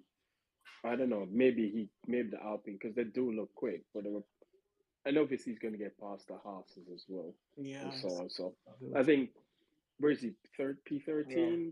Top 6 would probably be the best he can do. Yeah, top 6 is probably where he will stay. Right. But put it this way: it's the last race of the current. Please don't remind me of Imola, please. Yeah, it's the last race. Yeah, I'm going to remind you. It's the last race in the current iteration of the W14. Come Imola. They said it's going to have a new front suspension and new floor. Yeah. Let's see what that brings. If it brings any good performance, then let's see what the rest of it brings. We will know.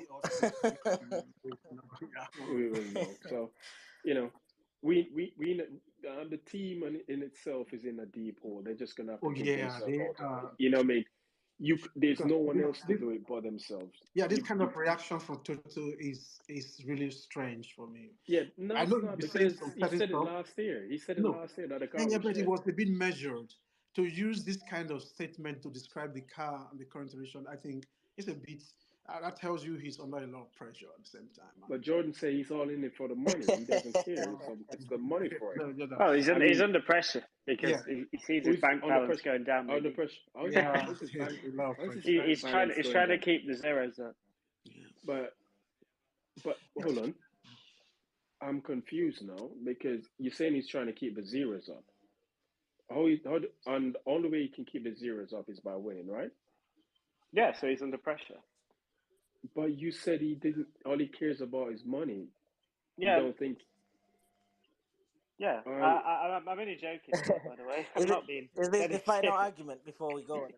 He's not joking. He's dead serious. Jordan thinks Toto is only in it for the money. He doesn't give a shit. He just wants his bank because now again, Jordan liked him when he was a millionaire. He doesn't like him now because he's a billionaire. There's a B attached to his name. Yeah, there's a B. Exactly. But he's got to keep B that on B. that name, man. The M, they've changed the M to B now, and Jordan doesn't like him anymore. So they switched up. They switched on it, yeah. 100%. He's no longer in the streets. You guys gone out of the streets, yeah. So anyway, guys, it was nice chatting to you all. It was heated at times, but informative at best. I hope you all enjoyed it. Tomorrow, thankfully Monday's a bank. It was heated throughout. What do you mean? I don't know what you're talking about. Thankfully Monday's a bank holiday, so old sausage fingers gave us an extra day off. I don't mind that. I'm kind of good. So we can probably jump back on again tomorrow after the race. Perfectly. It'd be nice to see. Hopefully, be a lighter mood. Yeah. I mean. This has been the most interesting space. We can't go below 13, so we can always go for. It depends on who's in the space. It's been a roller coaster. It depends on who's in the space tomorrow to see. No personal insults tomorrow. No, let's not get personal. That was a bit, It was funny. It was fine. I had a clap back, so it was good. All good. Yeah. Anyway, all right. Thanks, guys. We catch up again tomorrow after the race. Right, take it easy. One love. Cheers. See you. Bye.